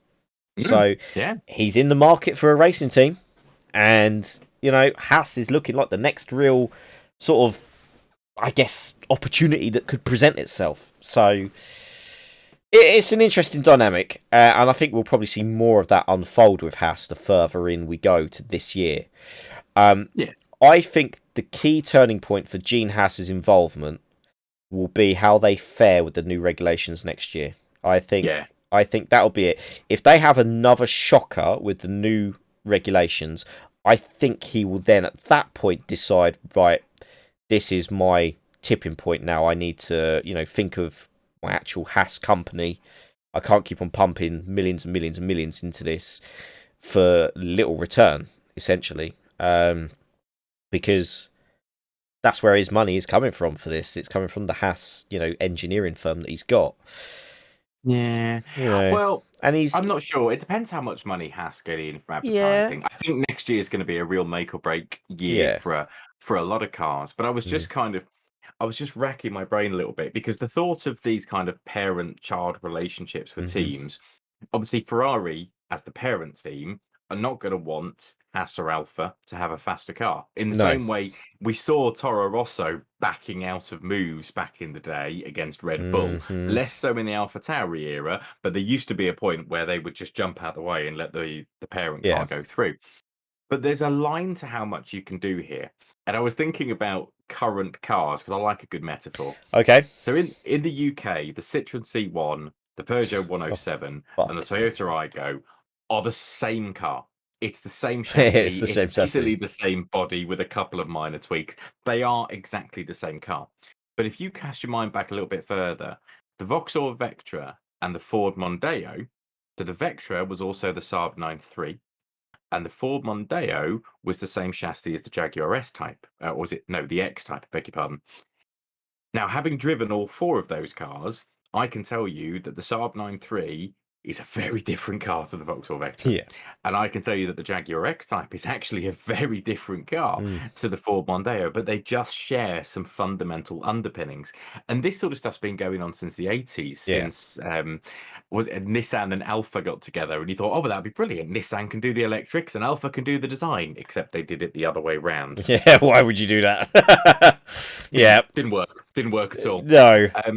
But these kind of shared learnings are great because it saves a massive amount of cost. If you only have to develop one chassis and then three different teams do it, that's a huge cost saving. And actually, all three teams can chip in. It might only be 10% from Haas, it might only be 15% from Alpha, but that's a huge saving. And in the way we're talking about some really stringent cost savings coming in the future, they're really going to tighten that noose a little bit. I think that's probably the only real future we'll see for Formula One. Yeah, it's heading that way, and I think this. Well, I mean, look at the new chassis. I mean, that's kind of a step towards that, kind of bringing everyone in line. It's aligning the field of cars. Let's see what happens with it. I want to see how this is going to work out, how it's going to pan out. I think it's quite an interesting concept. I think there's going to be some disgruntled voices. Don't get me wrong, but it is what it is. We haven't. Sorry, we haven't talked about Mick properly yet, have we? We haven't talked about Mick properly. No. There's a couple of notable others that we haven't talked about as well. let's talk about Mick though. I mean, while we're talking about Haas, I think it's just the natural thing to do. I have got to say, I was absolutely impressed, very impressed, because it's the first time I've actually really got to see Mick fighting with other cars on a racetrack this year. You know, Mazepin doesn't count. Fuck that. That doesn't give a shit. Yeah, Don't care agreed. about that. And he was elbows out, but respectful in the way he'd done it. And he done a lot there. I think he's with how he was with the other drivers. You know, if I was another driver, he would have earned my trust. I would feel okay. I can go toe to toe with this guy, and we can have a fair, hard racing battle with this. And he defended like his life depended on it for as long as that Haas would hold on. And it was a shame to see him tumble backwards like he did in the end. But do you know what? He put up a good fight while he could, and fair play to the lad. Kind of, I don't know, just some of the way he defended elbows out like that did hark back to his dad. You know, I kind of got a little bit of his dad in there. And I was like, yeah, do you know what? This kid has got something. He's got something there. He just needs the car to showcase what he can do. Because he does. Do you know, like we've had this discussion about Mick. You know, his first season in any formula has been kind of his right. Find my feet, get used to it. Second season, all out guns blazing. I'm very impressed with how Mick has come and dealt with this season, because he's had the measure of Nikita on pretty much nearly every occasion. I know there's been some blips along the way, but he just handles himself well. He doesn't get ahead of himself. He doesn't, he's not an egotistical driver, which is weird to say that because he's Michael's son. Because Michael in his heyday was quite rightly arrogant, and and I guess every world champion has got that about him. And I'm sure when it comes to the time where Mick is pushed, I'm sure he'll find that within himself as well. But I just I want to see what is going to happen, because you were mentioning something about obviously some discontentment in Haas and the like, and well, for want of better words, a potential like shift around the Ferrari driver academy, so to speak. Yeah, so I read some stuff over the weekend, and some news articles recommended to me that seemed to indicate that there had been a falling out between Nikita Mazepin and Mick Schumacher following a coming together with them at Silverstone. Yeah. And it had obviously been bubbling for a little while. Now, interestingly, Nikita Mazepin, from what I was reading, Nikita's gone on record to say, no, this is being massively overplayed. It's nothing. We had a couple of internal conversations, but everything's fine. But Mick hasn't gone on record to say anything yet. No. And the team principal has then come out and said, whilst we refer to Nikita Mazza spin because he spins, but what he hasn't done is binned it and caused millions of pounds worth of a repair job. And what the suggestion from the team principal was is that Mick has broken the car 2 or 3 times badly enough that he wasn't able to continue either in qualifying or the last free practice, as we saw in Hungary. And that's caused some concerns as well. And the suggestion seemed to be, obviously, Nikita's not going anywhere. No, he's we not. know that. No, we know that. Yeah, it's got to be. So what the article seemed to be suggesting was that they are in discussions about one driver potentially moving to Alfa Romeo, and what they mean is Mick moving to Alfa Romeo, because we know Nikita isn't going to leave that team because his dad fucking owns it. So that's not happening. And I think that would be amazing. I think that would be amazing. Alfa is a much better car, and I think he would show some good stuff. But equally, we know from a few races ago that Gio has signed a 3-year contract, I think it was. Yeah, so Gio has been given a contract extension, and okay, I mean, you like me, I'm not 100% convinced with Gio, to be honest. He's not showing anything.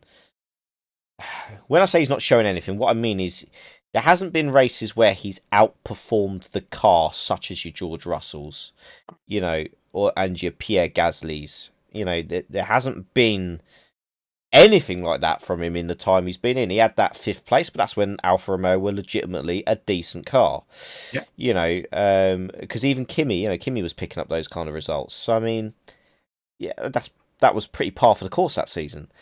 I haven't seen anything from him since that has suggested, okay, he's got something a bit about him that he's dragging that piece of shit car into positions that it shouldn't be, so to speak.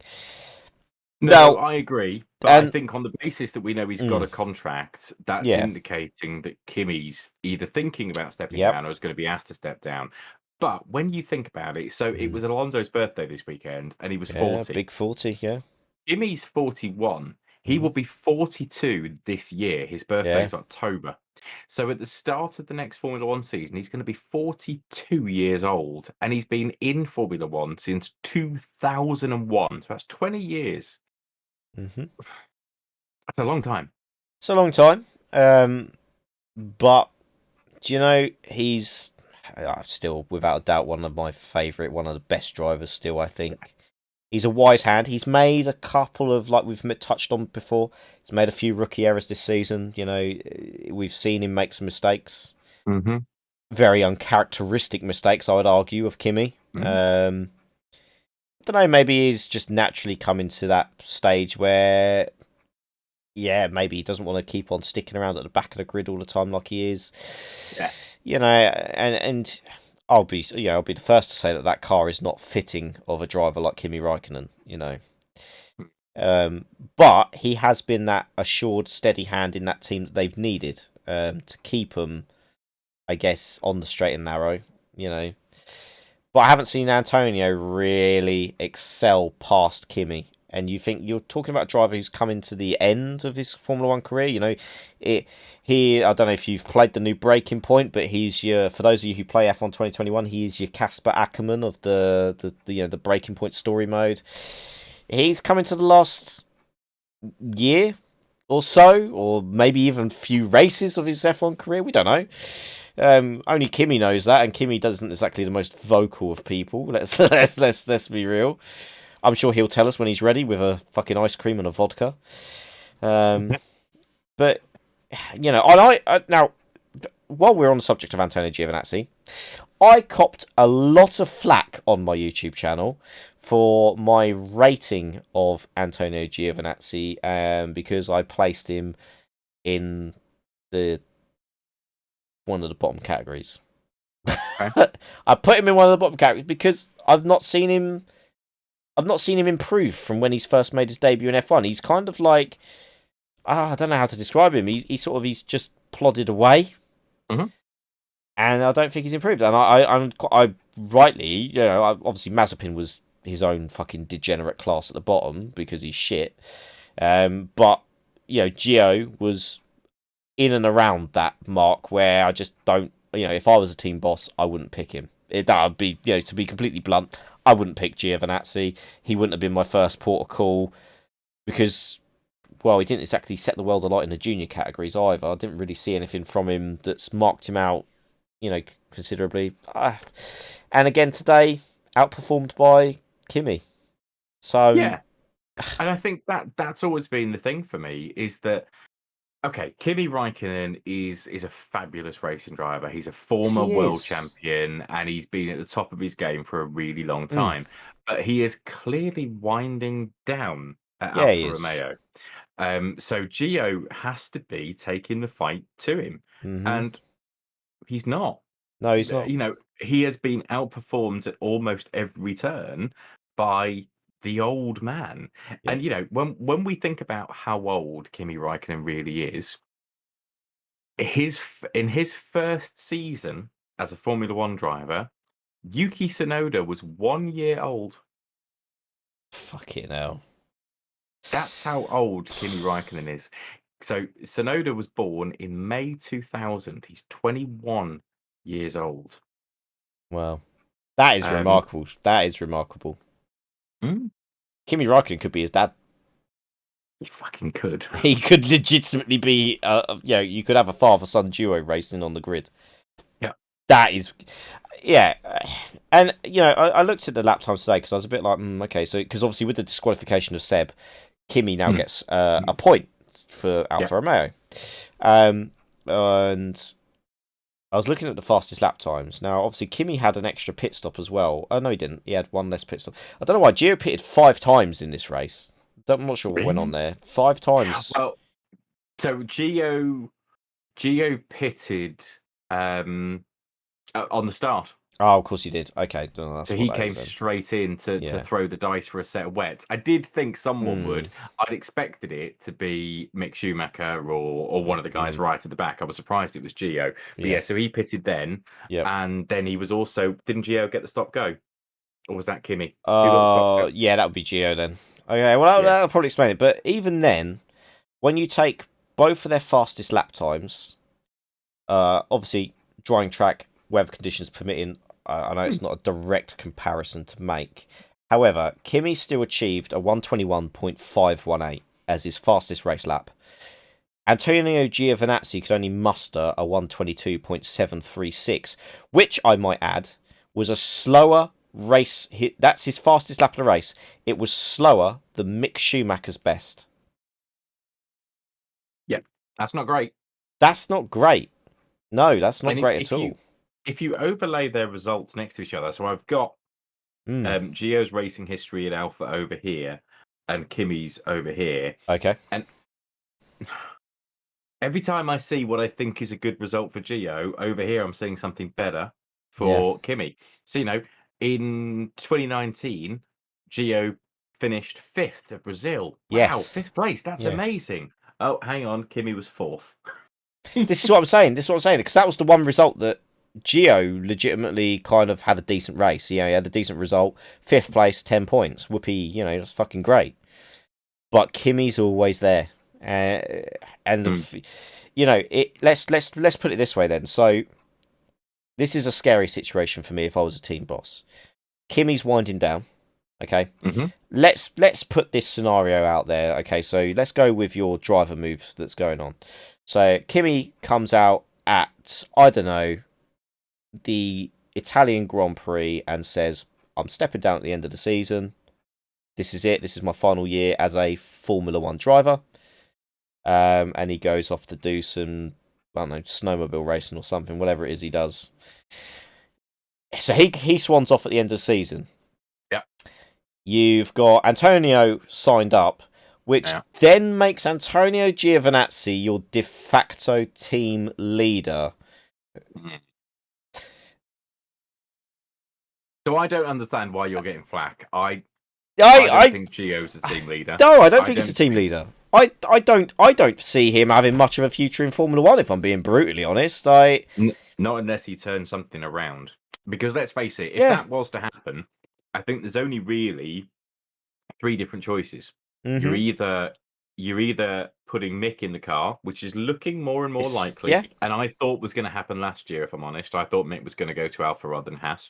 Yep. Or you're promoting Callum Ilott or Schwartzman. I mean, do you know what? Ilott and Schwartzman are both capable racers in Formula 2, and I would like to see them in Formula 1 at some point. Mm-hmm. Especially Ilott. Ilott, I really rate. I think he's a steady pair of hands in in Formula 2. I'll read you what was placed. So obviously my driver tier rating. So I placed right now. This is again. I know I'm harking on about this, but I still and you know what? If this guy, I'm gonna drop his username. He's called Ovani. Okay. So Ovani, this conversation is stemming because of yourself, and I don't know who the other person is that has liked your comments that you've posted, but so my driver ratings, so rookies, so it was a bit of a weird system, but it was one of those tier maker things. So you had at the bottom you had rookies, so drivers that you consider to be an absolute rookie, probably shouldn't even be there. The only one in that category was Nikita Mazepin. Absolutely. I think we all agree there. I think that is, case closed on that one. Yep. But in the box above that was the at risk category. Now this was before Gio has signed a contract. Bear that in mind. So obviously I look a bit of a tit now on some levels. However, my at-risk level was Valtteri Bottas and Antonio Giovinazzi. Because Bottas is I don't know what's going on with Bottas. I don't think anyone knows what's going on with Bottas really, apart from him. Only he can sort that mental mess out that he's got himself into. And I put Gio in there as at risk because at the time there hadn't been any talk about a contract renewal, and for me, he wasn't doing anything exactly that was impressing me against Kimi Raikkonen, who, like we say, is winding down his career. Yeah, and that's why I put him there. And the comments I got on that from Mr. Ovani was, "You've rated Antonio 2 categories below Kimi Raikkonen." Yes, I placed Kimi Raikkonen. So, let me give you the rundown here. So, at the bottom, you've got rookies. Then you've got at risk. Then you've got something to prove, which maybe I should have put Antonio in there. Maybe. And then I had quality midfield drivers. And Kimi, I put in a quality midfield driver. Not a world champion anymore. Not a blinding light, a beacon of hope. Just a quality midfield driver, Kimi. And I put Antonio as at risk. And I got grilled because I've rated Gio lower. Because he come back with saying that Gio is 8 for 2 in qualifying. Okay, he may be 8 for 2 in qualifying. But that's not the fucking races, is it? And that's only this year. I'm going by what Antonio's achieved in his entire Formula 1 career, which is not a lot. And in the races where he has performed, Kimi's been that one step ahead of him. But yeah, he's basically said, he's then gone on to say, Antonio Giovinazzi is the most underrated driver. People like you never give him enough credit. He's like, I thought that this was a fair skill-based video. Obviously not. I was like, like I said, it's a personal opinion. If you disagree with me, you disagree with me. Yeah, absolutely. But what credit is it we're expecting to give him? Yeah, I know. It's all well and good talking about qualifying. George Russell is Mr. Saturday, but we also call him Mr. P11 because he's never brought it home in the points. And actually, it's points that win prizes, Mr. Bruce Forsyth, I believe, once said. Well, he did. So, I've just done some quick totting up of numbers. Go on. Over the last 3 years to date, so this is as of the 2nd of August 2021, Gio has brought home that Alpha in a points finishing position 8 times. Wow, just 8 times. Kimi has brought home the Alpha in points winning positions 13 times. And similar to that, Gio has retired the car 4, Kimi has retired the car 3. So what you're saying is the old hand who's passed it and should retire is able to bring home the car more often for the full race distance and is more likely to bring you points on a regular basis. That's what the sponsors want. Yeah. And that's what the team wants. And that's because it pays the fucking bills. Absolutely. So no, I don't subscribe to that argument whatsoever. I could potentially get on board with the argument that Gio needs to prove himself. Yeah. And on the basis that he's now won another contract for another 3 years. That's probably where he should be. Yeah. Yeah. He's no longer at risk, clearly. No. But he does need to prove himself. But similar to you make a great point. If Kimi does go and Mick and Gio, I don't see Gio as a team leader. No. Now, equally, I don't see Max Verstappen as a team leader. No, that's he's an the interesting number one driver, but he's not the team leader because he's too young, he's too immature, and he's too selfish. He's out for himself, fuck everybody else. Yep. Team leaders are people like Sebastian Vettel. Yeah, and he is. He's showing it. Of course he is.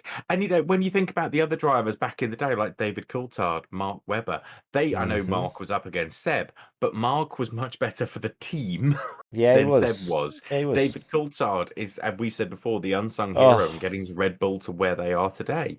I've not seen any leadership categories from Gio, and I'm not seeing anything that particularly excites me either. It's not as if, because, okay, the driving ability aside, okay, off track and the way the teams operate, I often, Kimi's not a man of many words, but he will have those vital discussions with his engineers now, and I don't really see Gio. Obviously, Gio doesn't get much coverage, and that was another gripe of Mr. Vanny, who left these comments. So he's saying that because he doesn't have much coverage, we can't judge him. That's bullshit, as far as I'm concerned. Just because he's not on TV doesn't mean we can't fucking judge him based on his results. Yeah. But I don't see Gio sort of taking charge. You know, he's not. It's not as if he's like stepping up, knowing that Kimi is coming to the end, and he's not. He's not showing me that he's stepping up and he's taking that charge with the team and saying, "This is the direction we're going in." I'm not getting that. He's just quite happily. Oh, I'll turn up to the races. I'll go drive an F1 car. I'll get paid my Ferrari driver development contract. You know. Yeah, and to say you can't judge people on results, you have to watch them on TV is rubbish. Because Yeah. think about the world of work.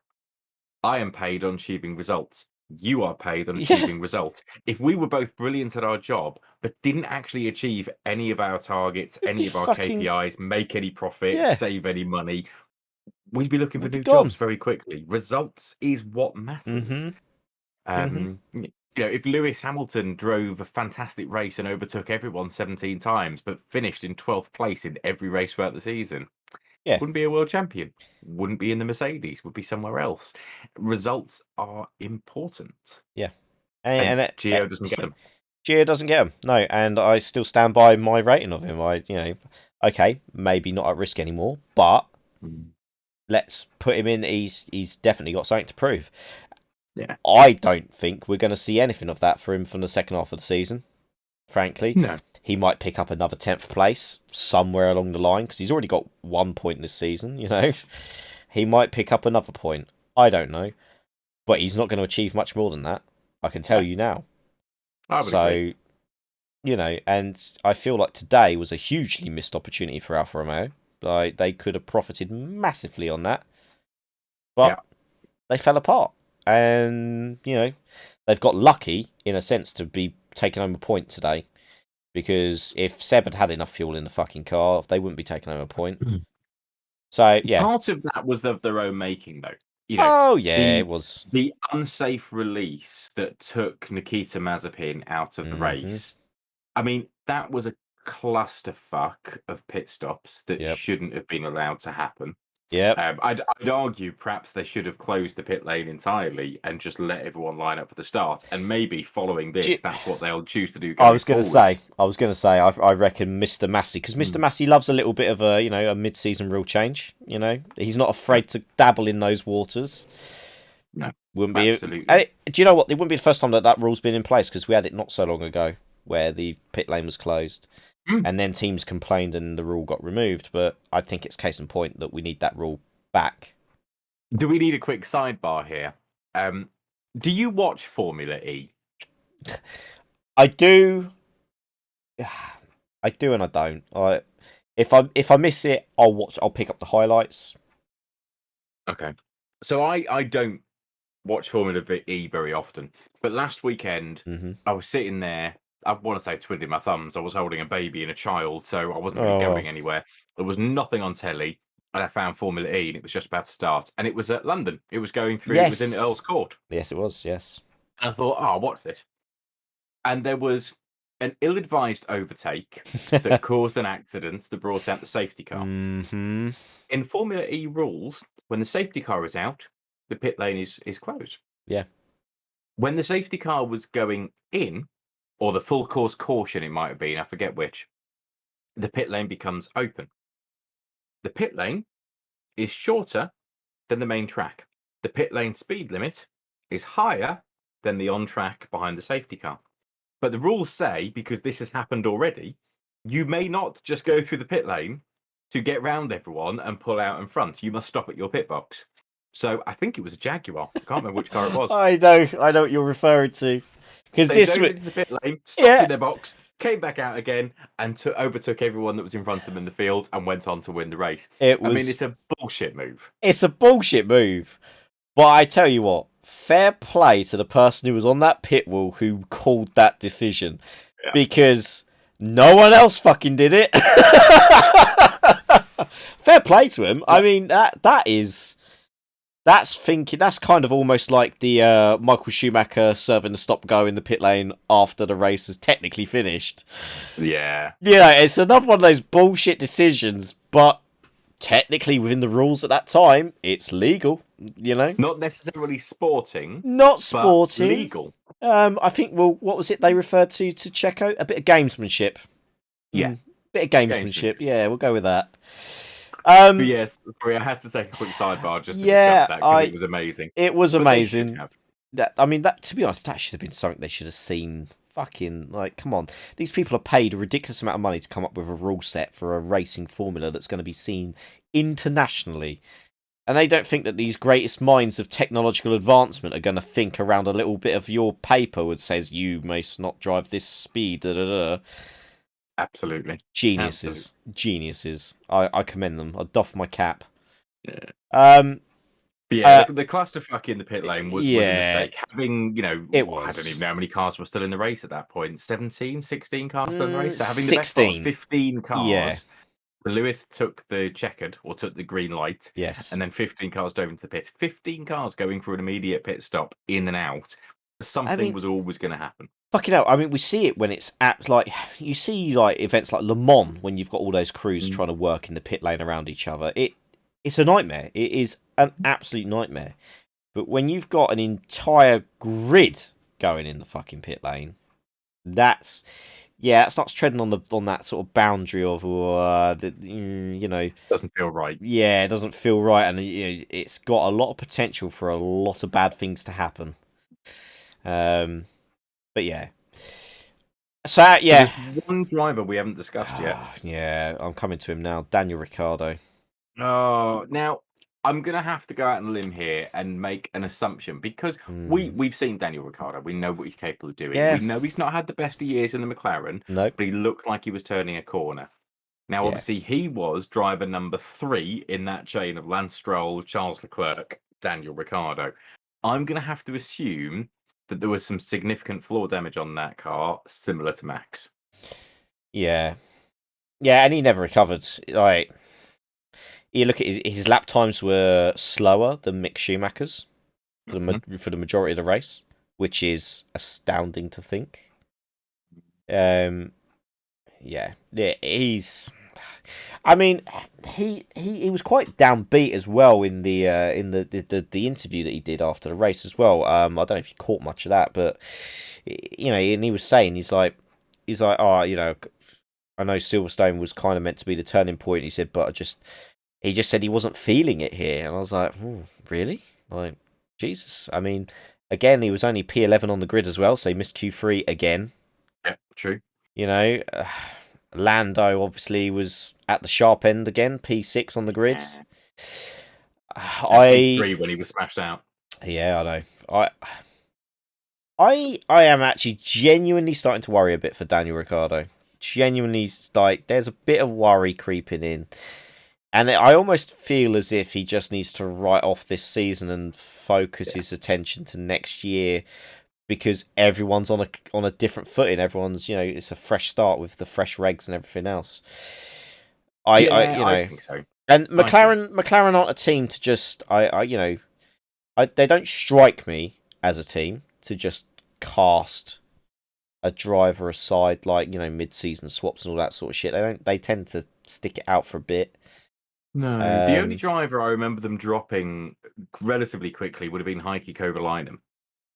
Yeah, I mean, he still managed a couple of seasons there, though, didn't he? 2008, 2009. So can you think of any driver they've only had for the one season? Yeah, Perez. Yeah, that's true.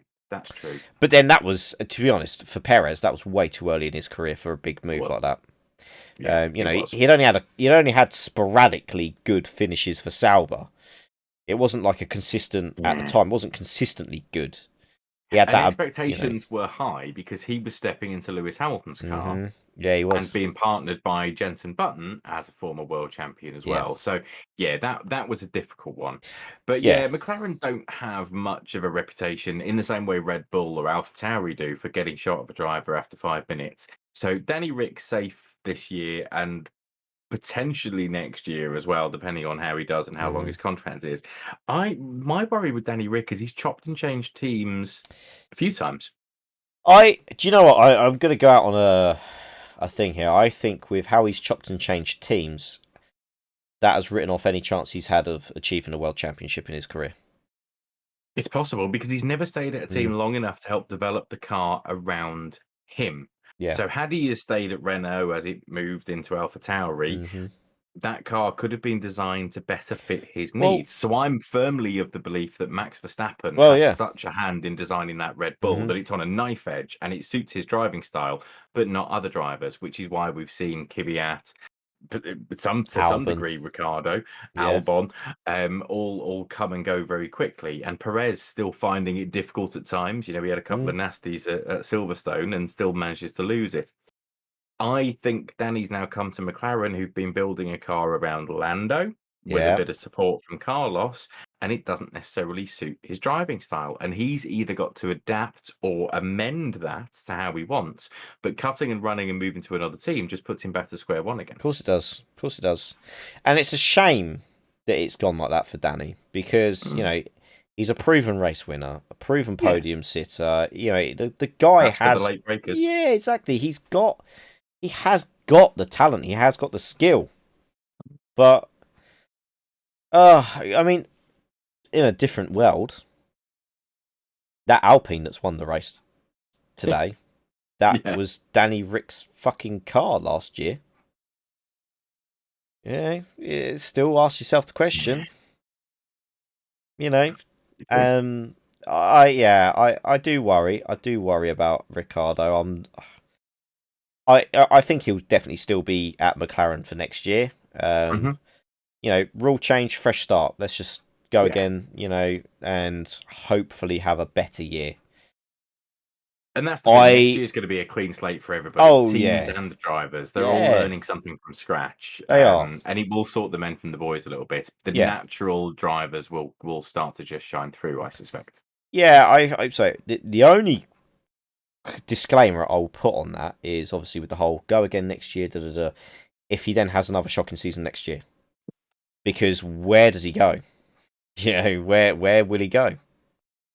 Well, I mean, the only other car that was always discussed to be in the running for him was Ferrari. Ferrari have sniffed Mm. around Danny Rick a few times, but if results aren't there, Mm-hmm. then the Tifosi aren't going to be interested. You know, And they dropped Sebastian Vettel yeah, and they dropped Kimi Raikkonen and they dropped Fernando Alonso because they didn't mm-hmm. win a world title. If they want a driver in the car, it has to be a proven race-winning driver, and currently Charles Leclerc is, and Carlos He Sainz is, is there or thereabouts. and I would say Carlos is achieving results. Yeah. He's bringing home points when Ferrari need points. Hmm. I would say getting either of those drivers out of those Ferrari seats is a fucking hard task for anyone at the moment. You know, Yeah. and if Ferrari come out next year and go guns blazing, Carlos and Leclerc fully settled in with a decent car under them will be a bloody good driver pairing, I think. Yeah. Yeah. That Ferrari needs more work. It's not quite there. It needs more work. I mean, we've been saying that about Maranello made fucking cars for years, but Yeah, true. um, yeah. I mean, there's not really much to say about the guys who all DNF'd on lap 0.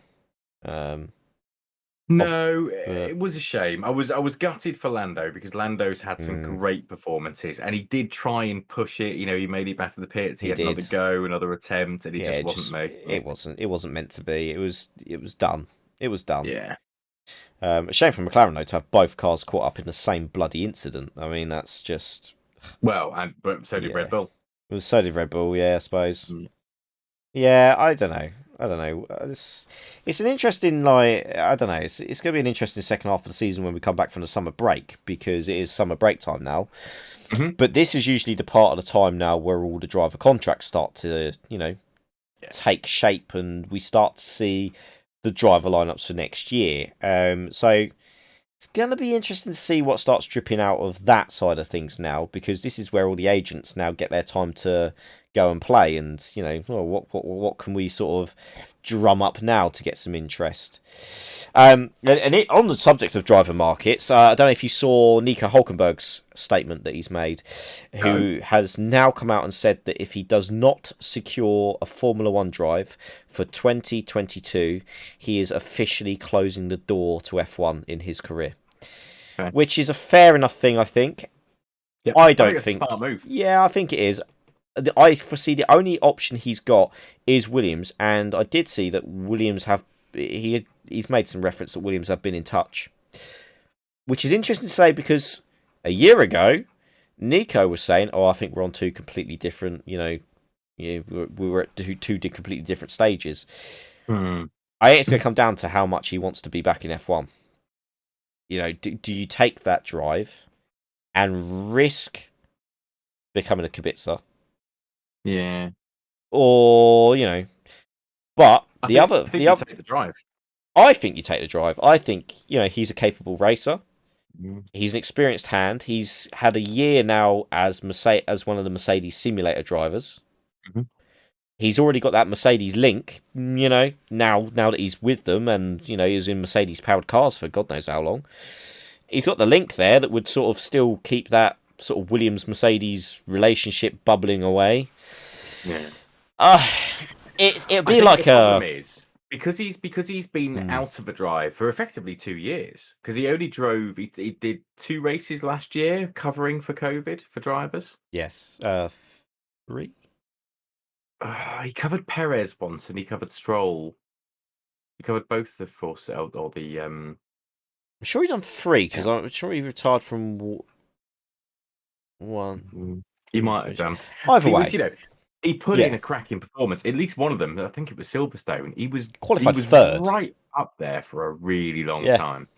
He's clearly a great driver, and he needs a car underneath him that matches his abilities. That's always been Nico's problem. Mm-hmm. There isn't going to be an opening for one this year No. because the only opening is going to be Mercedes, and that's only because they're going to choose to let go of Bottas, and the Yeah. natural promotion there is going to be Yeah. George. There's no two ways about it. And for me, Nico's not a realistic shot of that.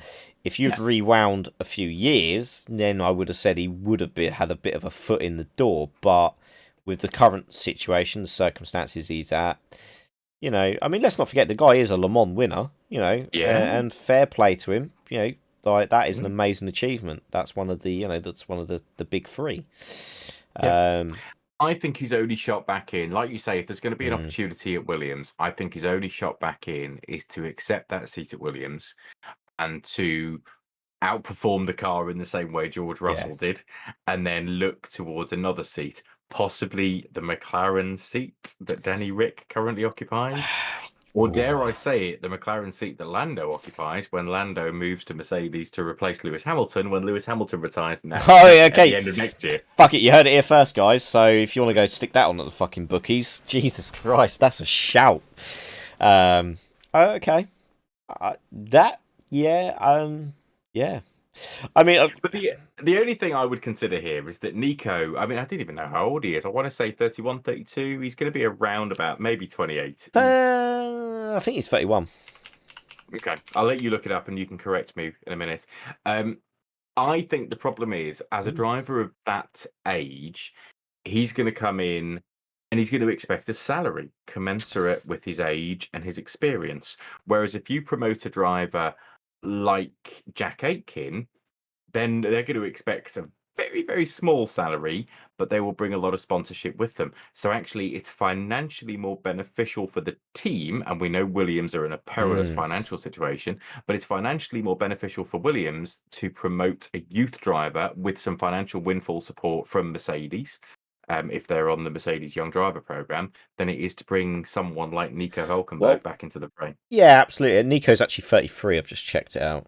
Okay. So he's getting on. Yeah. The driver that I found really interesting, and I think I mentioned this to you in WhatsApp throughout the course of the week. Now, the driver that was really piqued my interest was Mr. Nick De Vries, who's been touted for the Williams drive. Yeah. I would quite like to see that. Bearing in mind, obviously, he's racing in Formula E at the moment for Mercedes. Yeah. He's part of that, like you say, he's part of that Mercedes Young Driver program. Obviously, Nick De Vries was at one point touted to be the next big McLaren hotshot to follow in the footsteps of Lewis Hamilton. That was the big thing because if you remember in that amazing tuned cartoon series, he was the little lad that was hopping around the bloody factory. Yes, he was. I remember that. And then he kind of just disappeared, and then he burst back on the scene with taking the Formula 2 championship. So he's a proven junior category race winner, title winner. He's got all the pedigree there. And he's gone to Formula E, and he's now the points leader in the Formula E championship. I think if he... God forbid, it'd be an amazing thing, actually, to be honest. He then goes and wins the Formula E title.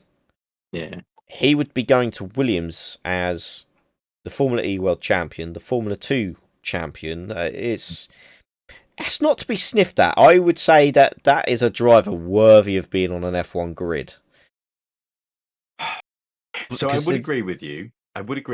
But I think the problem is you and I look at this from a perspective of being purists and fans and wanting to see the best drivers and the best cars.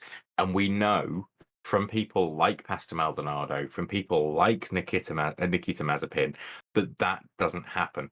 It's the drivers with the biggest checkbooks or the sponsors with the biggest checkbooks. Yes. My worry with Nick DeVries or Jack Aitken both being in the running for that seat, my worry is that Roy Nissany might have better sponsors and bring more money. And that, for me, is very frustrating. Just on the subject of Roy Nissany, are you aware that his father, Chanok Nissany, aged 44, made his test debut for Minardi back in 2005? I'm not. I did not know that. Yeah, Chanok Nissany. He was racing. It wasn't Formula 2 back then. It was, I think it was the last year of Formula 3000, actually. But he raced in Formula 3000 and finished dead last in every single race, a good 30 seconds off the pace of everyone else. That's not the point. His dad was shit, and it hasn't improved much with the next generation. I do not rate Roy Nissany, and he's another one of these kids who's got to where he is because of dad's bankroll. What has he achieved in his career? That is what I want to know. So I'm going to bring it up. We've seen this from a few drivers because although I hate to say it because I loved his dad, Giuliano Alesi is the same. You know, he just didn't have the pedigree to make it. He was no Jean Alesi. No, and he's not even in Formula 2 this year, is he? No, well, I'm sure it was you saying that his dad had to sell his F40 to bankroll another season. Yeah, his limited edition F40 that had some tie to Enzo, I want to say. I know it was given to him in his time at Ferrari anyway, but he sold that just to bankroll his fucking son's season, and it ended up being, I think it was Giuliano Alesi's weakest season in Formula 2 as well. I don't know where Giuliano Alesi will go from there, because he was never outright fast. I'm looking at Roy Nissany right now as well, and it makes for very poor reading if I'm going to be completely honest. Yeah, he's not earned a lot of points in F2, has he? But he has test driven a Formula 1 car. What? 1, 2, 3, 4, 5. So he's tested the Williams 6 times. 3 times last year and 3 times already this year. I know, but when you look at his Formula 2 performances... Yeah, they're shocking. You got 20 plus 12, 32... 32 plus 24... 56? No. Yeah, 56. So out of 56 races in Formula 2, that's including sprint and feature races, 1, 2, 3, 4, 5 points finishes. Yeah. 1 podium. which of all places was Monaco. Yeah, I don't understand how that works. Well, it's Monaco. Half the field probably crashed out, and he just managed to keep it going. Was that what happened at Monaco this year? Something happened at Monaco. Is that Monaco this year? It is Monaco this year. There was a big crash at Monaco in Formula 2. I'm sure there was. There probably was. Yeah, there was. And I think it involved Dan Ticktum. So that probably explains everything, because Dan Ticktum was just a fucking missile. He came in like a torpedo. Yeah, I mean, yeah, he's just a nothingness driver, really. Yeah. So interestingly, Roy Nissany, because whilst you were looking that up, I was taking the opportunity to look up Giuliano Alesi to see what he's up to these days. Yeah, so what is he doing? So first things first, Giuliano Alesi has scored more points finishes and has achieved more points in his career in F2 than Roy Nissany has. Well, think we know So who they're signing. he was 15th in 2019 with 20 points, and in 2020 he was 17th with 12 points, which are not great, No. but that's still 12 points is the most Nasani has ever managed, and that's this season to date. Last year was 5, and the year before that was 1 point. So that says something when we're saying we don't think Alesi's got it. But what he's up to this year, he's been racing in Super GT using the Lexus RCF GT3 car. Okay. No points finishes there, but hey, that's a great thing to do. I'd love to race Super GT car. And he also looks like he's been racing in something called Super Formula and Super Oh yeah. Formula Light. Yeah. So Super Formula is what used to be Formula Nippon, isn't it? Ah, is that Nippon? Okay. Yeah. In fairness, he's doing pretty well. He's second in Bloody hell. In Formula Light. But what is the strength of the field, though? Because who is he actually racing against? Because if it's a lot of the Japanese sort of national drivers, is it that much of an achievement? It is basically it's all Japanese drivers Also, except for Luca Allen, the Irish racing champion and current F4 champion. okay. So not really a lot of note then, really. No. Oh, Lacey, where did it all go wrong? What happened? It's always interesting to see what's coming up through the feeder results through F2. There are some good drivers in there. There's there some good are. stuff coming. Yeah, there are some good drivers. Like, I mean, obviously we've already mentioned, we keep on talking about them, Callum Islet and Robert Schwartzman. Two of the most exciting talents that have come through. There is a hit and miss one that keeps on. Every now and again, he pops up with some amazing results. And I think it's Drugovic, the Brazilian. Every now and again, he pops up with a race where all of a sudden, he's got the pace and he sails off into, into victory lane. And you're just like, what? And then the next race, he's nowhere. He was in the running for the Haas seat for a long time up until Mazepin was announced. Yeah, I remember hearing a lot about him last year. See, that's interesting. But yeah, not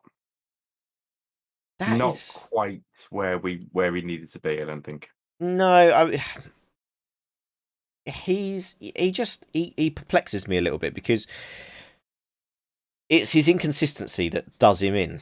Because if he could keep the pace that he has when he is, fucking winning races, he's unbeatable. Like, he's almost your stereotypical Brazilian F1 driver. Has like flashes of absolute lightning pace, and then complete obscurity the next. It's just. He was involved in a lot of the online racing last year as well, wasn't he? Yes, he was. Yes, he was. Okay, I've got two other drivers to add to this list that I think will be future Formula One drivers. Okay. Who are currently in Formula 2. Oscar Piastri and Theo Pourchaire. Oh, I don't know him. I know him. Theo Pourchaire? Yeah, Theo Pourchaire. So I think it's Pourchaire's first season in Formula 2. And he's 6th overall in the driver standings, which isn't bad. Oscar Piastri is leading the Formula 2 championship at the moment in time. Yeah. Piastri, I am very impressed with. I rated him when he was in Formula 3. He was awesome in Formula 3. And they said straight away, but they kept saying, well, how's he going to fare when he goes up to Formula 2? Well, I think he's kind of shut that down. Yeah, there's a couple of drivers in there, with familiar surnames like Liam Lawson. Yeah, okay, maybe. Deruval has been around for a while and is still just a midfield Formula 2 driver. I know he's part of the Red Bull program, and they make a big deal, obviously, because he's an Indian racing driver, and obviously the previous one was Narain Karthikeyan, the bloody cucumber.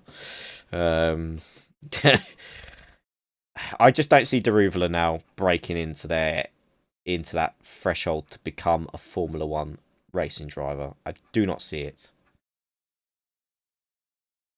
So I'm surprised actually. So I can see Oscar Piastri, and we've already talked about Schwartzman and the other guys. Yes, I would have thought the next most likely from that group, or at least my opinion on who I think is the next most likely from that group, is Guan Yu Zhao. Yeah, do you know what? An overlooked name. He's part of the Alpine program. So my outside thoughts on him were that Fernando is obviously going to be a temporary solution.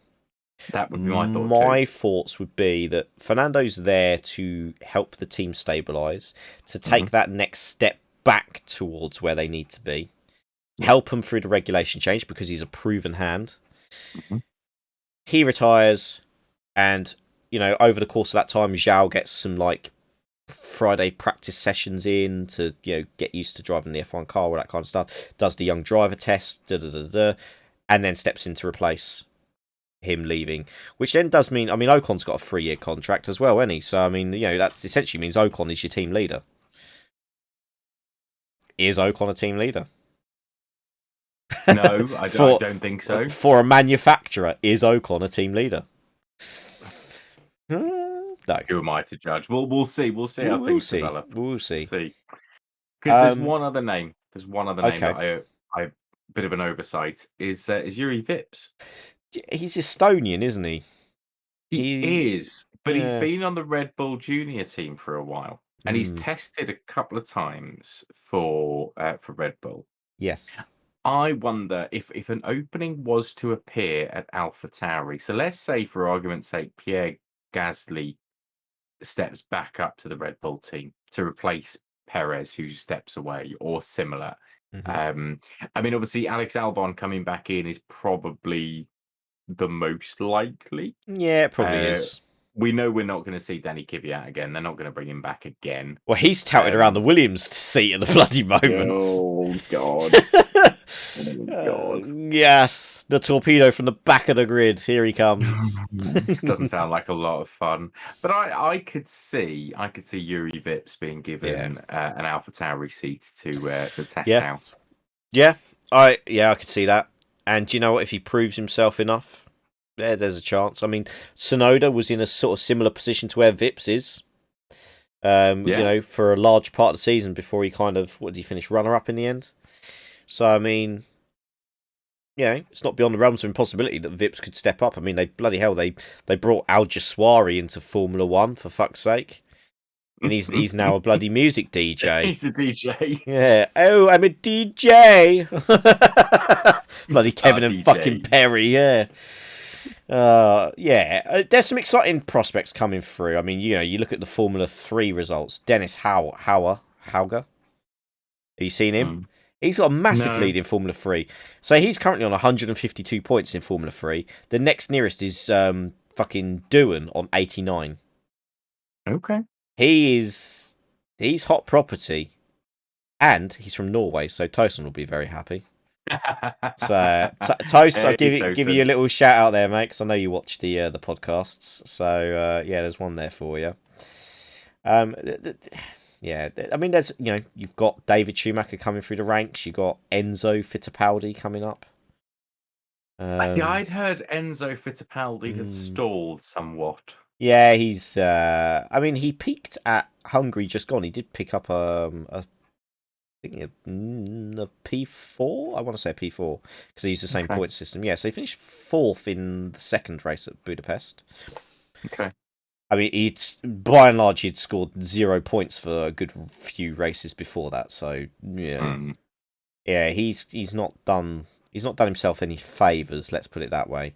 A man that is improving though, Arthur Leclerc, picked up his first pole position in Formula 3 at Budapest, and also I think won race 3 as well, Mr. Leclerc. So fair play to the lad. Sorry, P2, finished P2. So. Yeah, solid race from Arthur. I know Charles was very proud, tweeting him on the old Twitter sphere. So it's exciting to see. I look forward to seeing these guys coming through because we need some exciting talents. Like we need some real standouts because it just feels like it's been a little while before there's been a real trailblazer come through. Who's just set the world alight below. It does. I think I've got to be honest. I'd like to see a few more teams. I remember being really, really excited when we had Virgin that Oh, later Marussia, and then yes. Caterham and Yes. Hispania all joining. 3 teams joining at the same It time was with Haas amazing. coming, or Team Oh, USA was being discussed at the time as well. There was yes. so much growth. This is amazing. It was incredible. It Those was. those were fun times because I mean, all the car launches. You had Richard Branson in his fucking leather jacket with Virgin Racing on it. Yeah. You know, it was exciting times in an era that promised a budget cap at the time, and that obviously never happened, which is ultimately what led to all of those teams dying Faltering a after. death. Yeah, exactly. And I'd like to see if we can see yeah, some controls to the costs for the new car in 2022. yeah. That might bring more people out Well, to want to be see, involved. there is one other topic I feel we need to discuss. Ooh. And that is that of what the FIA is currently doing, where they're now going out and canvassing for new engine suppliers to Oh, come into okay. the fold. Now, big developments on this because for the first fucking time in like legit, Porsche and VW have legitimately confirmed they are willing to discuss terms with Formula One to Yeah. actually come into Formula One. Hmm. Now, I'm all for a few more engine manufacturers coming in because we're quite limited at the moment. You know, Yeah. you've got Mercedes, you've got Ferrari, you've got Honda, you've got Renault. That's been the same for quite some time. And obviously, Honda are leaving, so we can't really count them anymore. So you're back to your main three. Obviously, I know Red Bull are going to call it Red Bull engines or whatever the hell they want to call it. Fine, whatever. It's still a Honda. Don't give a shit. But they're not going to be supplying anyone else. That's the thing. They're not going to be supplying anyone else. So you're left with your big three that have always been around. Adding in a Porsche engine and a VW engine into that, you know, gives some other teams a bit of leeway to sort of, maybe branch out if they want to try a new technical partnership that could work. Or, we're saying about Haas maybe having a manufacturer link up with Porsche, get some Porsche branding on that Haas car. Because, I mean, I don't like the Russian livery. No, I'm not a Taylor fan. No. It opens up avenues, or it opens up the door to maybe a new manufacturer or a new team coming in and giving them some extra options to branch out with and have a new technical partnership with. Obviously, it's a brand new engine though, so how good's it going to be? So this could be really interesting. So first off, let's not forget Porsche have been in F1 before. They have. The TAG Porsche engine is what powered the 80s McLarens. It did. Not hugely successfully, if memory serves, but No. it was there. Yeah. Now, Volkswagen, I'm sure, did talk about having a Formula One team, actually entering a legit Volkswagen Formula One team a couple of years ago. And it might even be further back than that. I think what curtailed their plans was their emission crisis and the scandal that came out of it. Now, in fairness to Volkswagen, as we had all suspected, Volkswagen were just the first to be caught. Oh, absolutely. Yeah. And others have been through exactly the same ringer since. Yeah. So I think there's less danger there. But obviously, they took a huge fine. Yeah. It was millions and millions of pounds. It was a ridiculous amount of money. Like, I don't think I've seen a manufacturer fined to that level before. Not that I can recall. And then obviously the cost of rectifying it all. Yeah.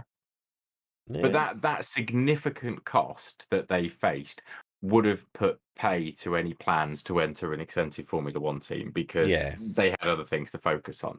Now might be the time for a Volkswagen Formula One car, although I'd be surprised because I think most people are trying to put their efforts into Formula E for the development opportunities back to their road cars. Yes. Obviously, the disclaimer on this, which they announced, was them agreeing a deal to become a partner with Formula One and so on and so forth largely depends on this new fuel concept that we spoke about on the last episode.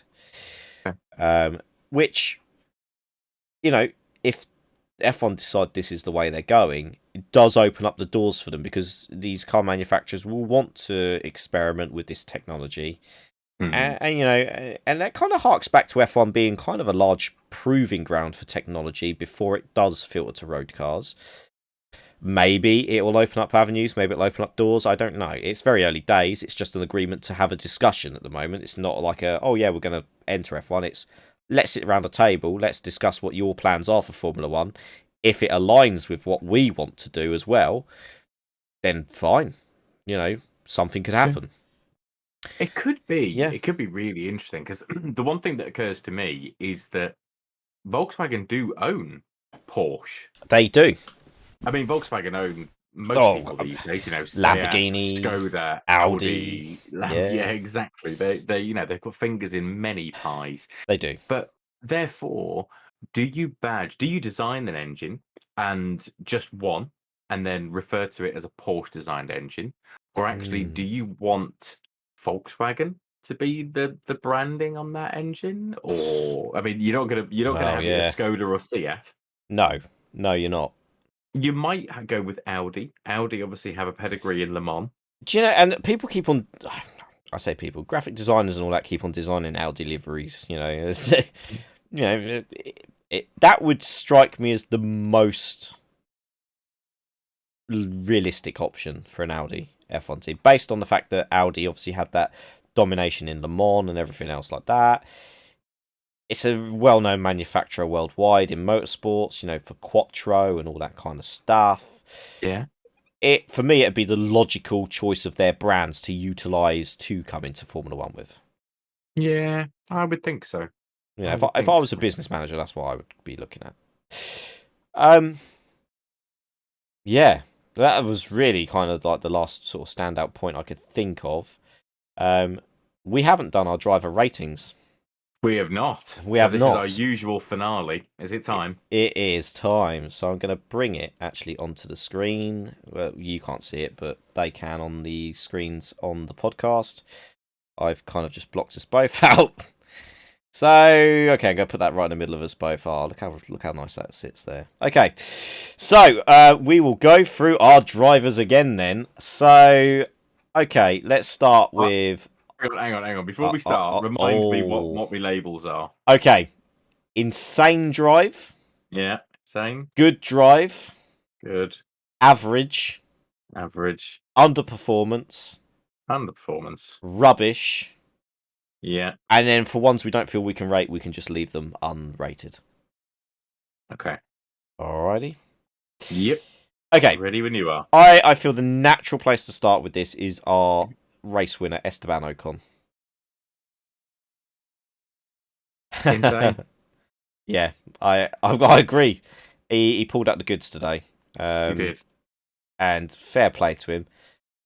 If he can do that on a more consistent basis, I'm not saying win races on a more consistent basis. I mean, everyone would want to do that, but just drives to that assurance, that assured level and competent level, then I might start changing my opinion on Mr. Ocon. But yeah, I'll continue to reserve judgment. Yeah, absolutely. I think we're both on the same page. Yeah. Okay.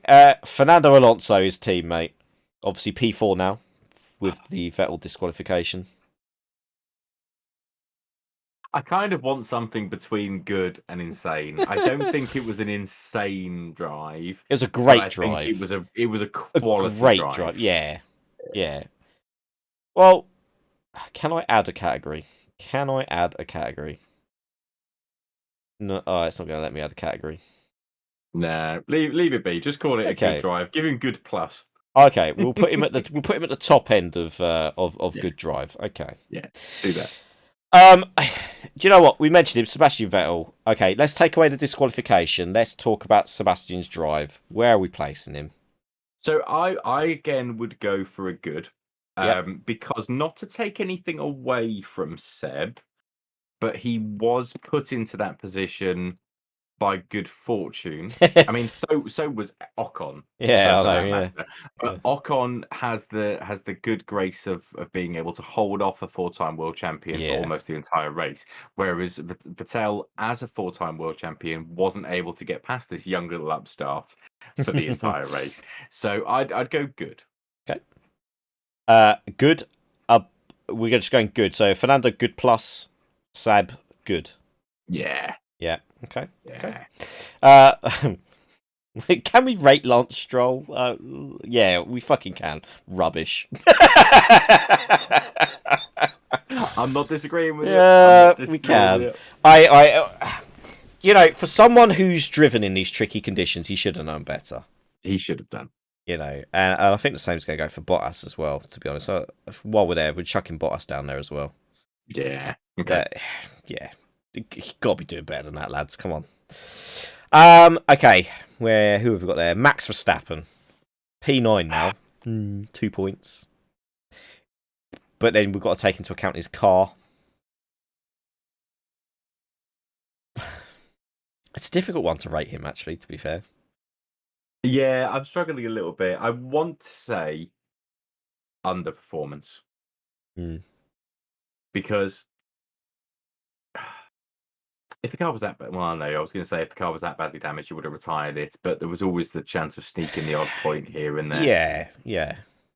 I think he could have done a bit better. And actually, I'm starting to sound on these podcasts like I really dislike Max, which is not necessarily the case, but he's doing some really dickish stuff at the moment. We didn't, in fact, talk about how childish Red Bull have been since the Silverstone Grand Prix. Let's just, lads, sorry, viewers, we're pausing this driver review. Yeah. Let me remove that from the screen. Let's go back to talking about that childish behaviour. Yeah, no, the Red Bull behaviour. What the fuck? I mean, seriously, are we multi-million-pound organisations here racing against each other in the peak pinnacle of Formula One racing performance? Or are we school children throwing sticks and stones at each other? Do you know what? I've got to say, this is the most petty, squabbly bullshit I have seen in the Formula One paddock for quite some time. Yeah. Like, going to the lengths to even call in Alex Albon to go onto the track in a Red Bull car and replicate the lines that Hamilton took because the GPS data, which the FIA already had fucking access to, I might add. Yeah. What the fuck? And Christian Horner's repetition to continue to go on and on and on. Let's not forget some of the bullshit that his drivers have done over the time. Because they have been equally as bad at times. Yeah. If not sometimes, maybe a little bit worse. So if you can't just go around throwing stones in glass houses. And again today, obviously the Bottas incident at the start, and obviously the Red Bull cars were involved. I don't know if you've seen, Christian Horner's come out again and said there needs to be sanctions placed upon Mercedes for their actions in today's Budapest Grand Prix. It's like, for fuck's sake, Christian, get over yourself. It's a racing incident. It happens. It is what it is. They've been penalised for the next race. They're going to suffer to some degree. And that's probably going to put him well away from your two cars again. So you ain't going to have to fucking worry about him. Essentially now it's Perez and Verstappen versus Hamilton because Bottas has been removed. I just don't get it. I just do not understand why he's so fixated. I get you got a title fight going on and everything else. However, if you're in a title fight, then your driver needs to start acting like he's fighting for a world championship rather than making dickhead fucking moves on a whim, being overly aggressive when he could just play it safe, take home the points, which will ultimately give him the world championship at the end of the season. Yeah, I completely agree. So I think there's been some really interesting things this weekend. So Lewis was accused of backing up Max Verstappen and Sergio Perez in Q3. And Christian Horner referred to it as just gamesmanship. And they would have done exactly the same thing being in the same position. Exactly. Which I thought was amazing. Yeah. Incidentally, I've had a look at the lap times. Lewis Hamilton's warm-up lap was exactly the same speed as the warm-up lap the time he did before. Yes. And if you look carefully, there was a few times where he's having to back off because the car in front's still in the way. So that's just one of those things. We've seen this happen before. We've seen it before. And because they had the track map with the dots of the cars from the F1 app, and they were all evenly spaced. What are you to do in that situation? Because you need the space because we know what the draft does to these cars. Yeah. Again, and I see these fans losing their minds. Another disgusting thing again, and I'm gonna hammer this home yet a fucking again, is this whole debacle, what it's caused, is the constant fucking booing of race Yeah. drivers, the booing of, you know, whenever whenever they're being interviewed, you know, whenever they're in front of them, it's getting out of hand. I still maintain, I stand by my point that you are not a true motorsport fan if you are willing to do that, especially if you're also willing to boo national anthems and all that kind of shit. Well, Like, this has become really relevant during the European football. yes, with Booing of England, yeah, national anthms is just horrific. Well, in fairness, it wasn't it just wasn't the English just that were doing England, it; others were predominantly doing it as England, well. but yes, they were. But this whole, you know, the booing of Hamilton now every time he's on camera, every time he's in the lead. Okay, we get it. Yeah, you know, your driver Max Verstappen has, you know, he's fallen foul of a racing incident, which it still is a racing incident in my opinion. Yeah. But it's got to, there comes a point where it's got to stop because, you know, Verstappen has equally been a prick on racetracks. I don't hear him getting fucking booed. On more than one occasion, might Yeah, I say. exactly. I Yeah. think for me, Nico Rosberg, and now interestingly, I'm not a massive fan of Nico Rosberg, Neither am I. but he made a really interesting and really good point today when he was covering for Brundle on the Sky F1.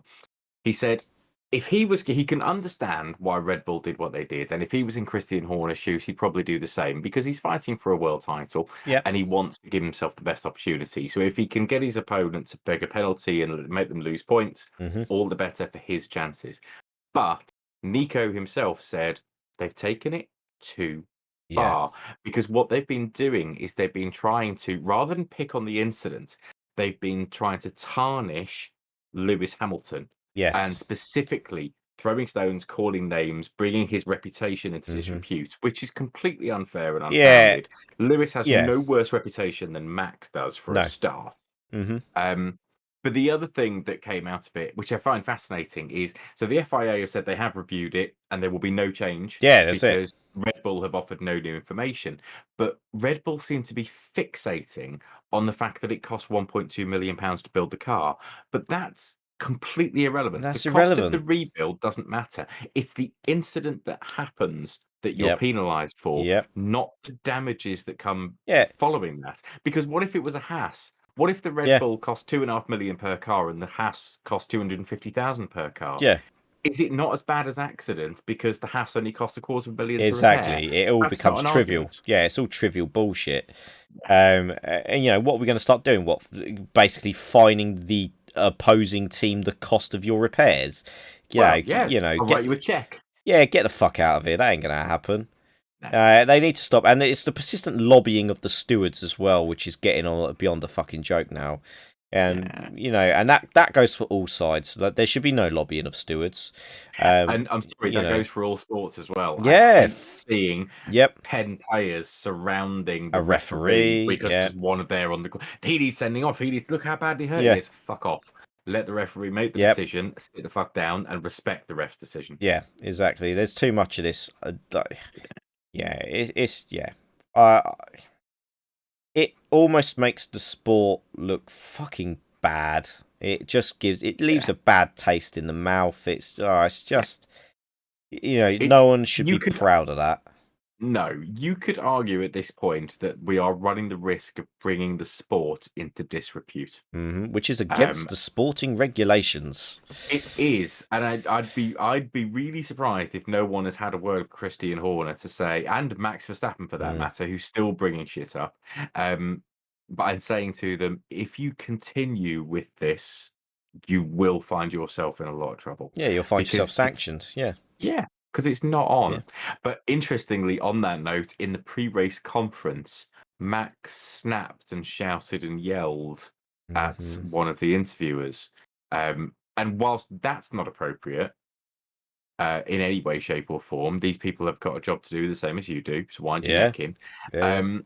Whilst that's not appropriate, it does show that Max is not necessarily dealing with the mind games and doesn't have the mental strength to get through this that Lewis does. We've seen Lewis in the same position in the past. But he's stronger now because he's been through it. He's been through it. He went through it massively with Nico Rosberg in that year where Rosberg took the title. Yeah. But I think we've seen a stronger Lewis Hamilton because of that. I agree. Because how he came out of that the very next season, he was fired up. He was, it was basically, right, fuck it, this title is mine, I don't give a shit, try your mental mind games, it's not going to work. Yeah, Max is cracking, and that again comes down to his immaturity. He's not a man at the moment. He's a young man, but he's not there yet. He's got the talents. He needs to be guided in the right way, nurtured, and he needs to start. He needs to start using his brain. He needs to start using his noggin a bit more. But the thing is, he gets his temperament from his dad, because we all know how Jos was. Oh God! Jos has been had his own fair legal issues as well. Hasn't he just? Yeah, loads of shit off track. Yeah. This is one of those really typical, unfortunate, and unfair things about the human nature. Yeah. When you are young enough to be able to do things, you are lacking in other areas that you need, be that knowledge, maturity, mentality, money, experience, whatever it might be. As a 21-year-old man, I would have loved to have been driving around in a Lamborghini or an Escort Cosworth, imagine. but I couldn't afford one, couldn't insure one, didn't have the time to do it. Yeah. Then as you get to a point in life where you are a few years older, one or two, I might have the money to be able to go and buy an Escort Cosworth, or could at least finance one if I wanted to, or a Lamborghini. But I'm getting older. My reactions are not as good as they used to be. I have different responsibilities. I have different things that take up my time. And the sports car I do have sits in the garage and has done, I think, 9 miles between MOTs because I don't get time to fucking drive the damn thing. Yeah. This is exactly where Max is. He's young, he's enthusiastic, he's skilled, he's talented. He doesn't have the mentality and the experience that comes. He doesn't have a Fernando Alonso head, a Kimi Raikkonen head, or a Lewis Hamilton head. These guys have been there and done it for years. They know what they're doing. Yeah. They know when to settle for a second place or a third place. It's a case of it's not worth the risk of losing all of it for the sake of a handful of points, when I can still take home 18 points or 15 points or whatever it is. And that's what matters. And Max is still, he's all out. It's win or nothing. And that's not, he shows sometimes he has moments of maturity, but they're all too brief at the moment. And that's not, that's nothing against Max. That will come with experience, I hope. So for anyone out there thinking we're just slating Max and tarnishing Max, we're not, because we recognise he's a fucking talented guy. He really is a talented guy. He's got that natural pace. He's got the arrogance of what will become a future world champion, but he needs to start taking on board that more kind of mature, methodical approach to go with that complements that. Yeah, but I agree. Yeah. I think now that we've had that tangent out of the way, and Red Bull, you need to fucking behave, or you're going on a naughty step. We'll go back to the driver ratings, which I'll bring back onto the screen. So, obviously, we've rated Ocon, Alonso, Vettel, Lance, and Bottas. Lewis, where are we placing him today?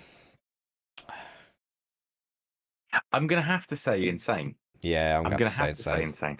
And the reason I'm going to have to say insane is because Hungary is a bastard of a track to overtake on. We know that. It always has been.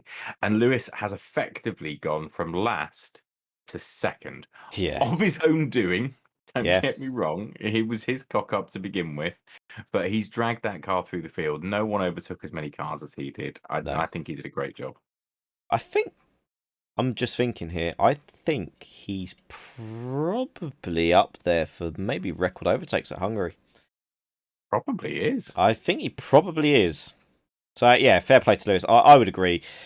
Just the way he put everything into that, even when the closing stages and he was stuck behind Alonso, once he got past, he still got the hammer down and went about it just in case. He threw everything he had to try and get that, and fair play to him. We were going to talk about Verstappen. Obviously, I don't know where we're going to really put him. Maybe an underperformance, I think. Like we said. Underperformance. I think is probably where I'd have to go. Yeah. can we really rate Checo Perez? Didn't get really shot at the fucking race, to be honest. I don't think we can. You know, No. he was effectively out before he completed one lap. So Yeah. Checo, I can't rate. No. Okay.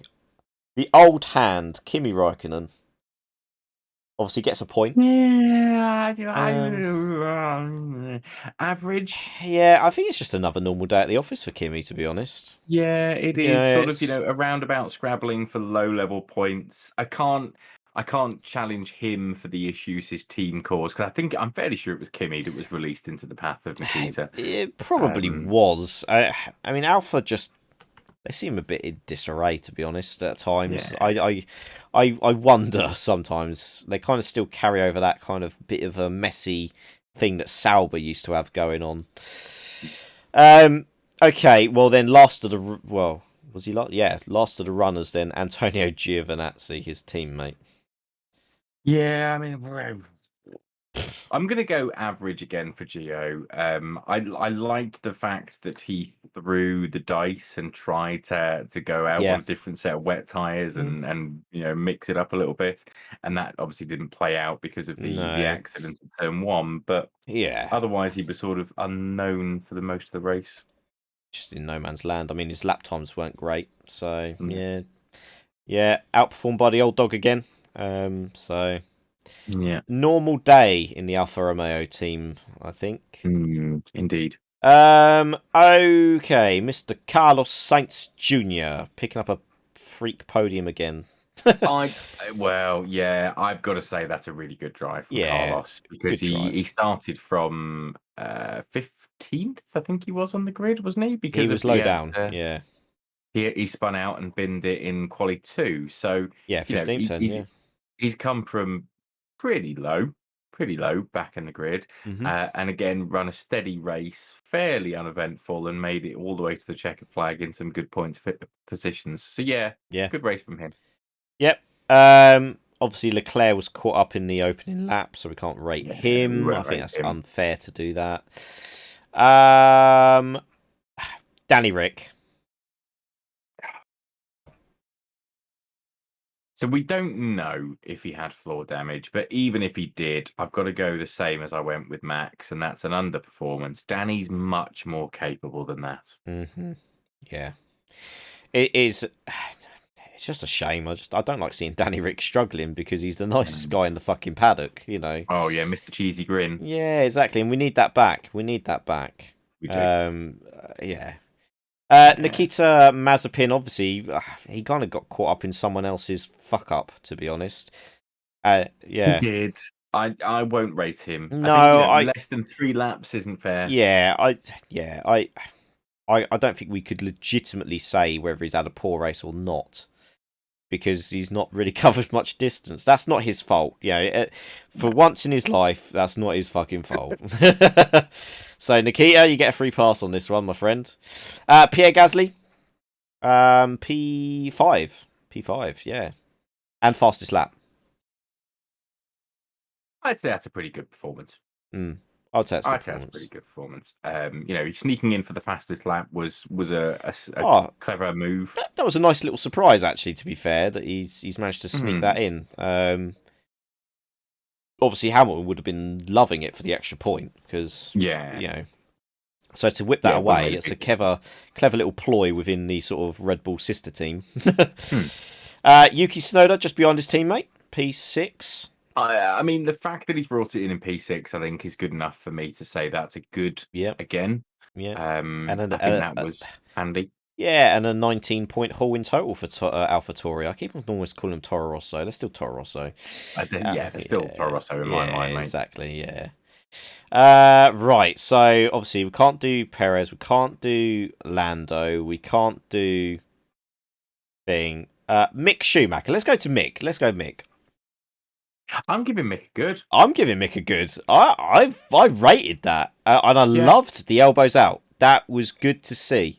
There was some really good racecraft shown from Mick Schumacher this weekend, which I think bodes really well for his future and will only improve his stock with other teams. Yeah, and it was good to actually see him mixing it with other drivers, but doing it in a way that, he didn't take them out, he didn't take himself out. I don't think he overstepped the mark, but it was good I tell you who tempered. did nearly overstep the mark is Max Verstappen. Actually, they did touch in that Oh, first okay. overtake, I didn't see that. and I thought that was Max being perhaps unnecessarily aggressive. Yeah, However, at the time, I hadn't necessarily appreciated how badly damaged his car was in the true. fact that he couldn't overtake a Haas. But Yeah. yeah, that felt a bit much. Felt unnecessary. Mm-hmm. Um.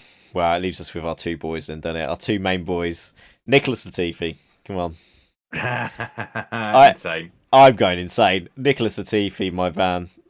Absolutely awesome drive. Absolutely awesome Yeah, drive. George Russell, yeah, insane. insane. Those guys, they've made that race for me. Though Yeah. those two boys. And just seeing the pictures of the Mercedes, like not Mercedes guys, but the Williams Mercedes guys in the garage and that, just they're celebrating it like it's a fucking race win. You think I they've just won know. the constructors world title? It was that it's been that long, 735 days, I believe it's been since the last time a Williams car scored a Formula One point. That's terrible. That's terrible for a team that's won so many world championships and been leading from the front for such a Hmm. long time. That's a terrible statistic. But it's Yeah. great to see them back, and long may that continue. Yeah, I hope so. I mean, they've shown such good signs of improvement. I know, Mm. I know Latifi's not exactly set the world on fire, but today No. he's really earned his seat there today Yeah, with that. yeah. And you know what? If he's there to pick up results like that when the races all go to shit again, then fair fucking play. He's obviously able to keep a level head because he did so. So I mean, could become like a little Pedro Diniz, a little steady peddler pay driver. Who knows? Who fucking knows? Just as long as he There's a doesn't end name I up. haven't heard in a long time. Yeah, just as long as he doesn't end up part owning fucking Prost Grand Prix. Jesus Christ. But yeah, I think that's a fair rating. I think we're there, guys. You can actually see this on the screen this time. So yeah, I had a bit of a fuck up last time, so my apologies. But you can actually see this time. Let us know where you would rate your drivers if there's anyone you would rate differently. Mm. I've got a feeling Vanny would be like, "Oh, Giovinazzi was driver of the day, insane drive." Ah. He fucking wasn't. He was shit. He was. He was. I don't think there's much else to touch upon unless you've got any more notes. What have you got on your notepad there? No, I don't think so. Well, the only actually there is one last thing to cover, which Okay. is that at the end of the race, I think it was really noticeable that Lewis was puffing, and he was blowing hard, Yes. and he looked really unenergetic on the podium. And sometimes you could say that's down to the fact that he finished P3 when he wanted to be P1. And, Lewis has form of doing that in the past. But Yeah. after that race, I think he would have been a bit more excited. So it has since the race been released that he is under the Mercedes team doctor. Okay. I mean, the main thing is that, one, he's getting treated if he needs treatment, that he's being looked after. Because, if you love him or hate him, that's all by the by. The main thing is I don't wish any of these guys anything like that, to be ill or whatever. That's not the point. You're not a true racing fan if that's what you're wishing upon someone. And believe me, I've seen some of the comments on Twitter from people. They're disgusting, and you need to fucking get a reality check because it's completely out of order. Yeah. Lewis on the podium, I was watching the podium celebrations, and he could barely lift the bottle of champagne. Which was very worrying. And even Ocon had a bit of a word in his ear, didn't he, when they got up on the top step of the podium, and he kind of had to help him step up. That was worrying because I hadn't seen Lewis like that, and we've seen drivers pull out of the like going back to early 2000s. Let's go to Malaysian Grand Prix. Yeah, we've had drivers pull out of that through dehydration, like Justin Wilson, where he had to be lifted out the car. We've seen drivers dehydrated and that. That seemed to be a bit more than that because he was struggling to catch his breath there. It was as if he just couldn't get a good lungful of breath in him. So yeah, I hope he's going to be all right. Yeah, well, I mean, he's gone on record since to say he was suffering with dizziness. Things were Yes. getting blurry on the podium. So Hamilton, I mean, this is a self-diagnosis from Mm, Hamilton, nothing being released from the doctors. He's suspecting long COVID. it's a So he possibility. he had COVID in December. I mean, so as someone who works in a health service, Yeah. colleagues of mine who suffered COVID at the beginning of the pandemic, all the way back in Mm, March and April of 2020, some of those colleagues are still suffering from long COVID. yeah. And if you think about things like pneumonia, you can scar your lungs and deal with the effects of pneumonia for the rest of your life rather than just being treated for it, get better, and be bright as rain within a week or two. So we Mm, just don't know enough about COVID-19 to no. know what those long-term effects are. He could still be battling long COVID. It could well be, and you've hit the nail on the head. The reality is we still don't know enough about it. No. We won't do for some time. These Mm, things take time, take years to research, to understand. I mean, mm, you only have to look at all the other illnesses in the world. So, yeah, I mean, mm. he's got the summer break now to work with the team of doctors and recover and get himself into a better place. Um, and yeah, I'm quite excited to see what the second half of this season is going to hold. The last couple of years, like 2020 and this year, have just provided such freak races and such close racing. It's proven to be a real, I don't know, good time in on track battles at the moment for Formula One. Hopefully we'll have a clearer understanding as well as to who's going where for next season as well. Yeah. Um, but will we see the big seats filled when we come back? Probably not. I would say. I think that will be left for towards the end of the season. I think. I would think so as well. Unless Mm. unless something happens to force someone's hand, like we Yeah, saw last year with this is it. the early moves at Ferrari and McLaren. Which I did take people by surprise. It did, and it Mm. and it caused massive negativity from the drivers. How do you continue to perform for the team you know and love and are contracted to when they're saying, "Oh, but at the end of the year you can fuck off." Yeah, yeah. I Doesn't work. no, and what I don't want is another situation kind of like how Vettel was treated. That for Mm. me still hasn't sat right with me how Ferrari have done that No. because Vettel, yeah, okay, he was having a shit season. Let's not skirt around that fact. He was having a crap season, Mm. but maybe that's because the team already knew what they were going to do, and if you don't believe in your driver, you're not going to give him the support he wants, needs, so on and so forth. That's going to affect him in a negative way. Yeah. But this is a man that did pour his heart and soul into Ferrari when he joined them. Uh, I don't know. This was one of those Difficult one. things. I just don't want to see it happen again, though. That's the only thing. No, no, no, I Um, don't either. but yeah, I think Yeah, that will pretty much cover the events of the Hungarian Grand Prix. Bloody great race. it was. And I would quite happily sit and watch that again. Yeah. So I think, I don't know when our next podcast will be. Well, so I was looking earlier. I Yeah, think 29th of August is the next Grand Prix, which is Spa. it is. There was a touring car race this weekend, which I only caught a little bit of, so we Mm, can't really discuss much of it. So I don't think there's going to be a no. huge amount of racing going on in between. But What? Now, Le Mans 24 Hours has been rescheduled this year. I don't know has it? when that is. It is, yeah.